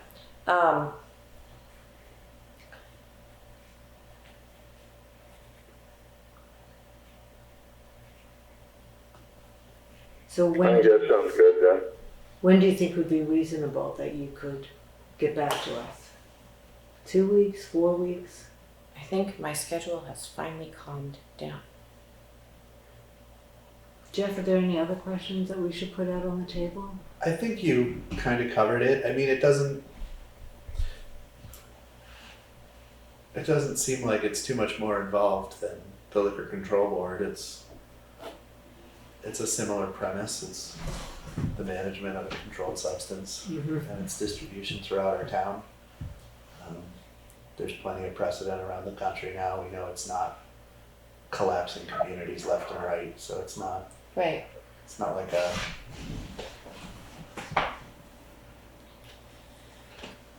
Right. It's mainly keeping it abreast of what's gonna, like, any last law, legislation tweaking, staying abreast of that.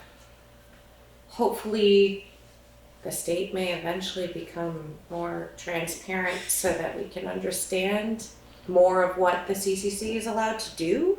Well, maybe we'll learn that partly just from talking to other That's possible. committees. Maybe some of them have been able to penetrate the. I haven't looked at it too much. The little I see seems it's a little bit of a Wild West. Like Yeah. there's not a lot of guidance coming from anybody The on CCB top. is kind of And it seems to be, inaccessible. We Yeah. can't get a return email from it them, almost so feels I don't. like once you do something wrong, you're gonna find out about it, but Mhm. until then, you're just on your own, so. Well, if we're on our own with at least the comfort of knowing what other towns are doing, then we have some Yes. Yeah. I some agree. coverage that, you know, maybe all of us screwed up the same way. Right, yeah. So, Chester and Stowe have already set up CCCs, and I have bookmarked their basic summaries. And I will go over them in more detail. And give them a call, I find that Chester so much and- easier. Chester and Stowe, Stowe, Montpelier as well, I think is set up and running. those are the two that I found Wilmington. quickly when I Googled it. I'm sure, well, other people have approved it, so maybe Brattleboro is worth talking to. Mhm. Wilmington, I bet, has it. Wilmington. You can just call the, Jamaica seems to have a lot of, oh yeah, the gentleman who you Yeah, brought here. He Mr. was like- Janik. yes, he Uh, may be a good resource, he might know. Mhm.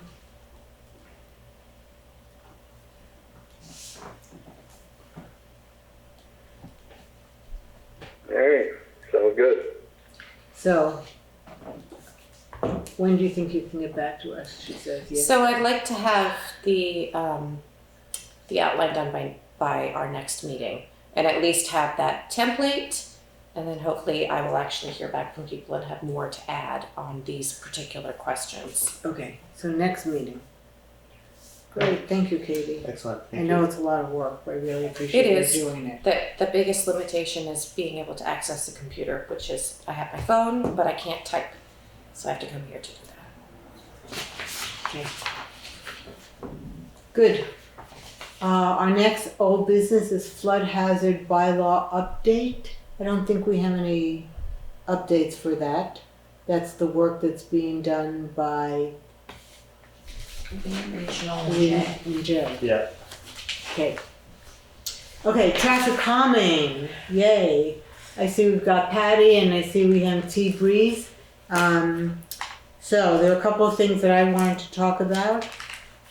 Let's see. Just a point of information, Bree sent us a message that he has another meeting in like 5 minutes. If Okay. there was a chance that we might be able to answer his questions too. Okay, Breeze, do you want to go first and ask your questions? Sure, thanks. You have an 8 o'clock meeting I have to be at. I'm just wondering, what has been the response to the call for people to show up on a traffic calming committee? Yep, I've got that. I'm going to go over that in a minute. And then another thing was that something that came up at the last meeting was, VTran was supposed to send a representative and they didn't. And they were saying that there was some kind of a list that they wanted to see the town make a response to before they took the next step. So I was kind of wondering about that.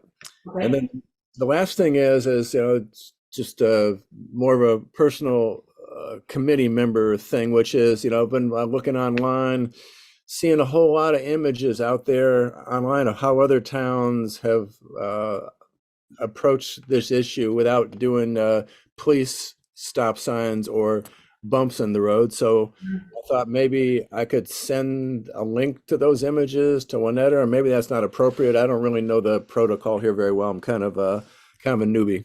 So Okay. that's it for me. Okay, well, thank you, Breeze. So going through your questions and the other items that I wanted to bring up regarding this, we put out a request for people to join a traffic calming committee. We got 5 names back. We got yours, Breeze, thank you. Patty Johnson, who I see is also on the call.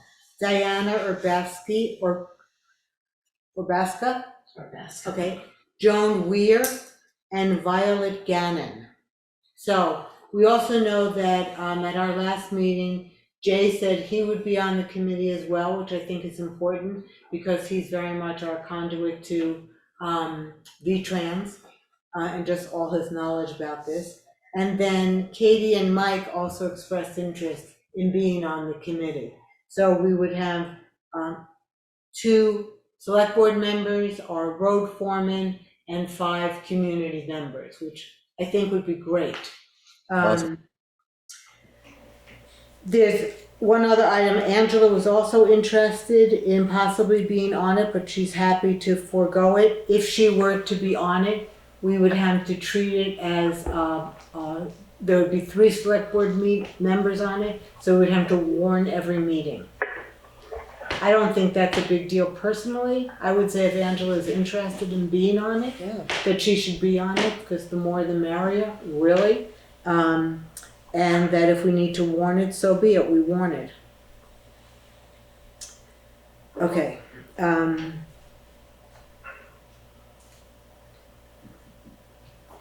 Then, for the committee, there were a couple of items that I felt should be agenda items for the committee to address, and I wanted to go through those and just ask if there were any other items that people would like to suggest.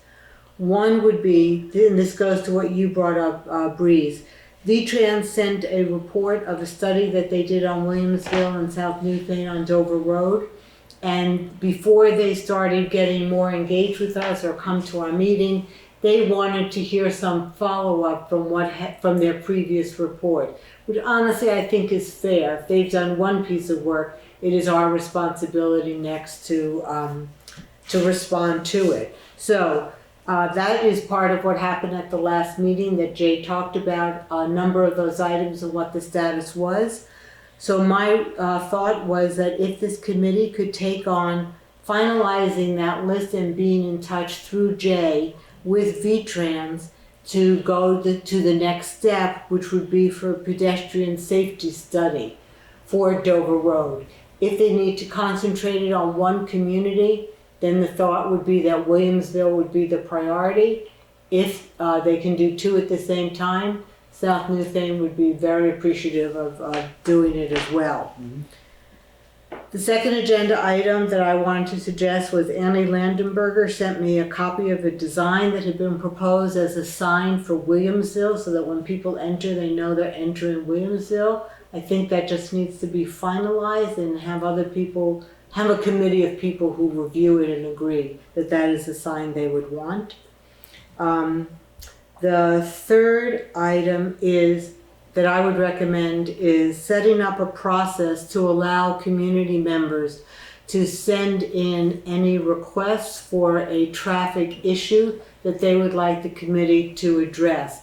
There is such a process in Brattleboro, and what I printed off to share with the committee once they get going is the Traffic Safety and Control Committee, what their function is, and then they have an online form that people can fill in regarding any, a request form, they call it. So you can put in the information of what your concern is and how to get back to you, and then the committee takes a look at that.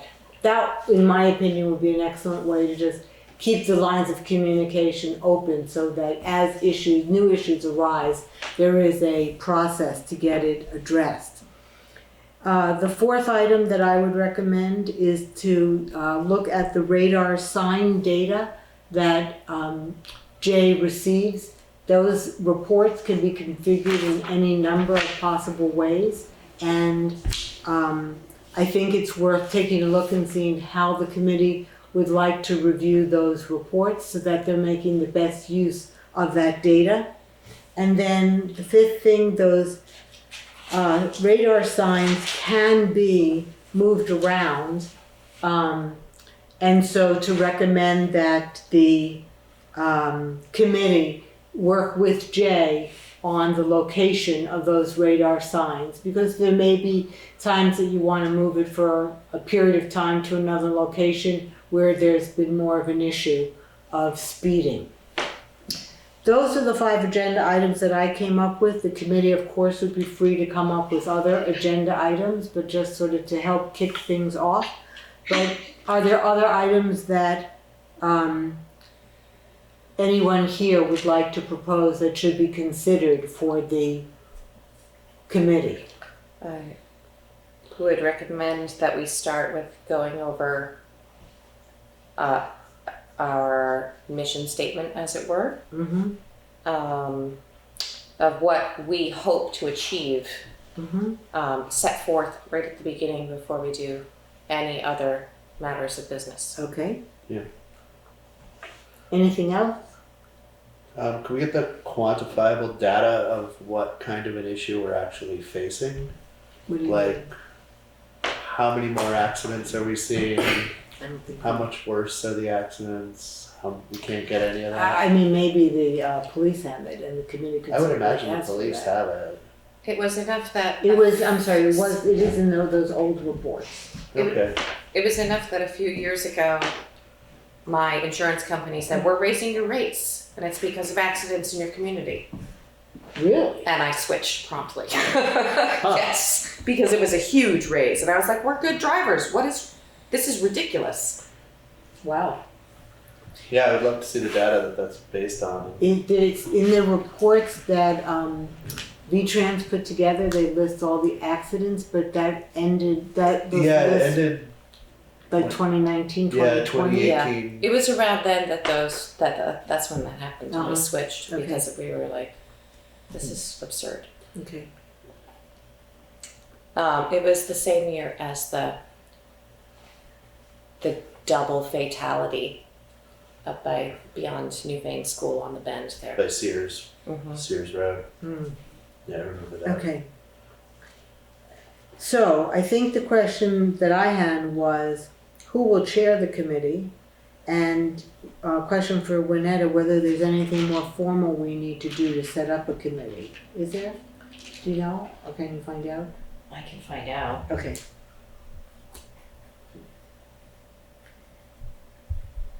I know, as far as who will chair, it's usually done at an organizational meeting, but I think if it's a select board initiative, Mm-hmm.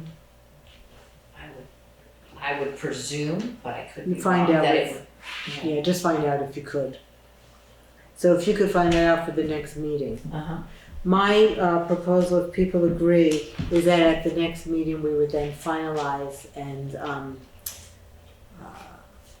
set up the committee and put out one more request on front porch. If anyone else is interested, to please let us know. Yeah. Sounds good. Would you do that, Winetta, send that out? Okay. We also need to decide a day For what? for the meeting. Right, but let's decide that at the next meeting. Let's formalize it at the next meeting. Okay.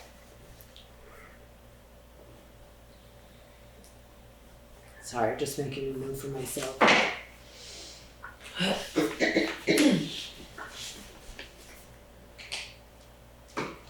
And I would say that we've gotten an excellent response and that at the next meeting, we're gonna finalize it, so if there's anyone else who's interested. Okay. So then the last item that I had wanted to put on the table was, and this is something I guess that we could ask the committee to work on as well, the issue of beautification. This is something that has come up in all the reports, that if people have the feeling that they're going through a community that is settled, that is well taken care of, that people take more time and thoughtfulness in driving through the community. So, my thought was, is there something that we, Newfane, might want to do? Brattleboro does a whole array of flowers in the summer that's really quite gorgeous. I know Dover does, I think it's Dover, does flags all up and down the town. They do flowers too, Dover and Wilmington. Oh, okay, cool. And then I know that, Jeff, you had asked for all the steel from Arch Bridge to be saved. Yeah. And I wondered if there might be something in the, in that could be used as some sort of beautification project. And then I just wanted to mention a project that I know about from many years ago from, I believe it was North Carolina, where they were doing a community development project, and a bridge needed to be built, a wood-like footbridge to cover some area. And what the town decided to do was for each community group to be assigned a part of the bridge that they would then build. And so when it was put together, you had everyone from the community feeling this tremendous piece of involvement and satisfaction and pride in what had been put together. And, you know, this piece was built by the Girl Scouts, and that piece was built by the Kiwanis Club, and so on and so forth. I'm not saying that something, I don't think we have enough groups like that here in Newfane, but what I was thinking about was, is there any kind of perhaps beautification project that we might want to consider that would have pieces throughout the various towns? Like, is there a mosaic works that we could have made by community members and then be able to install them in different places? Is there something with the steel that could be done?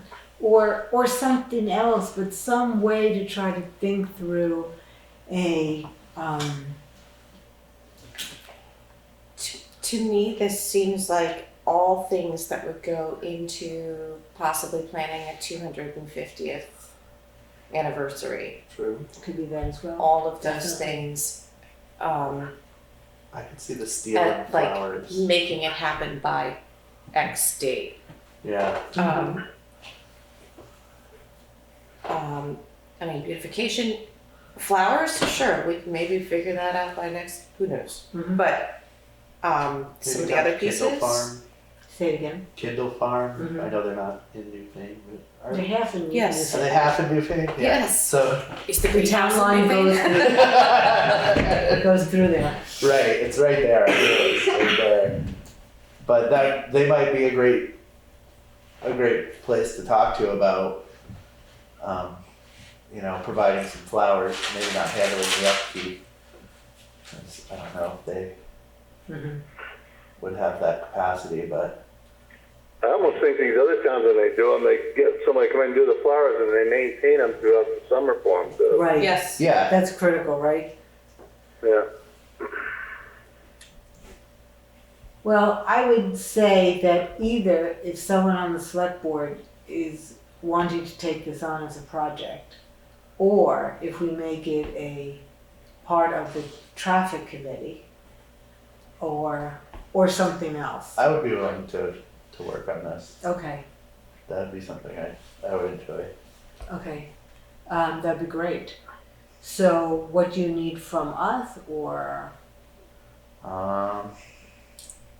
Because Well, it's, we're gonna need a list of the ideas that we wanna try to push forward and I think that's the first thing is figuring out that. yeah, way. figuring I out think- what we want. I could definitely see that steel being incorporated into flower holders throughout Oh, the whole community. what a cool Cool. idea. I love that. Especially idea. hanging off the bridges. Oh, what a wonderful combining of the two. I love Right. that. I need to get over to that town garage and take a look at that steel. Okay. But I know we have many metal workers, Mm-hmm. both in and around the town. Mm-hmm. That would be great. Okay. Do So, you need help? Or will you ask for more help? I will ask. Community help or us or? Yeah, I will definitely need help as things become more real. real. But for now, So do you want to, should we make this a piece of old business so that you plan to give us updates at each meeting? that sounds, yeah. Okay, so let's add it to old business and Jeff can keep us updated. Now that I'm finally caught up in my world. Say it again? Now that I'm finally caught up in my world. Mm-hmm. Had a rough couple months. You're here. We're glad to have you back. Yes. And Yes. you mentioned that Ann Landenberger sent you Annie, yeah. designs for the sign Mhm. for Williamsville. Mhm. Is it the desire to make them individual of each village, or are we going to make them similar with Newfane being the town and Williamsville, Brookside, South Newfane being the villages? Well, there already is a sign in South Newfane. It's a very beautiful sign in my opinion. Yeah. This had been the traffic committee that had been in place a couple of years ago. One of their recommendations had been to do a sign for Williamsville, since it was already one for South Newfane, and there is a sign when you go into Brookside. And they had never, money had been appropriated for it, but somehow it didn't all completely come together. So Annie got me the design, and so I think it just needs to be reviewed by a committee and make sure that's what people want. Yeah. And it's quite different. I mean, it's just a very simple sign, Williamsville. Yeah. I personally thought it could be a little more. I think it has to be 'Cause enough to catch Right. catch the eye. Right. Not like ostentatious, but Right. Like the South Newfane one always catches my eye. Yeah. And not just because I live there, but so I thought it was worth a review. So it's really almost like a piece of old business from the previous committee trying to follow up on it. Okay, because the only reason I was asking was David Cotton's son or stepson mentioned the Newfane village because they moved back over here to the Nimble Crane building. Right. And they wanted to know about incorporating a sign for their business, but not obstructing the Newfane village. Was there a way of doing that? And I said, well, make your recommendation to the select board. Talk to the DRB head, David. David would probably know better than anybody, but yeah. Okay.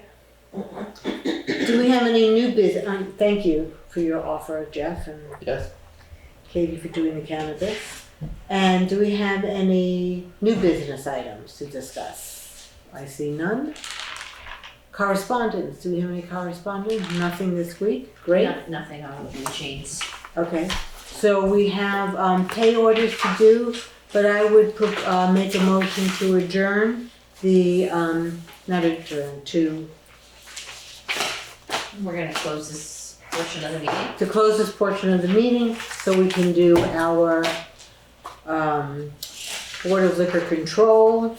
Oh, you're gonna Right? suspend, yes, you're I'm gonna gonna suspend it this so we can meeting. do the Board of Liquor Control, and then we'll come back and do our pay orders for the Select Board. Did I say that all right? Yes. Okay. So can I have a motion to suspend? I'll make a motion. Thank you. second. Thank you. Vote, all in favor, say aye. Aye. Aye. Okay.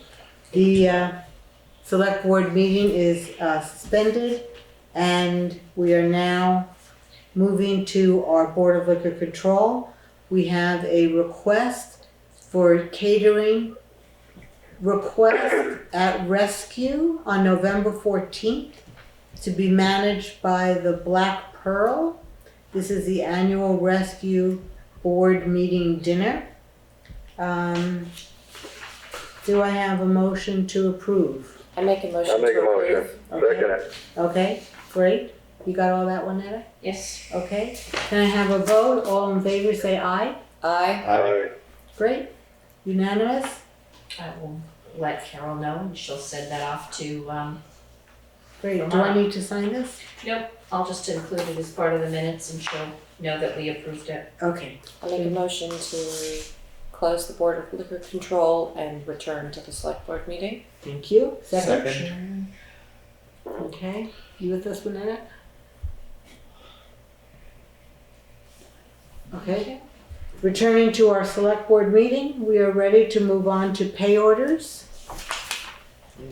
And with that, I thank you, Mike, Yep.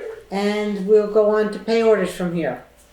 All right, have a good night, you guys. Great, thanks very much. Thank you, Mike.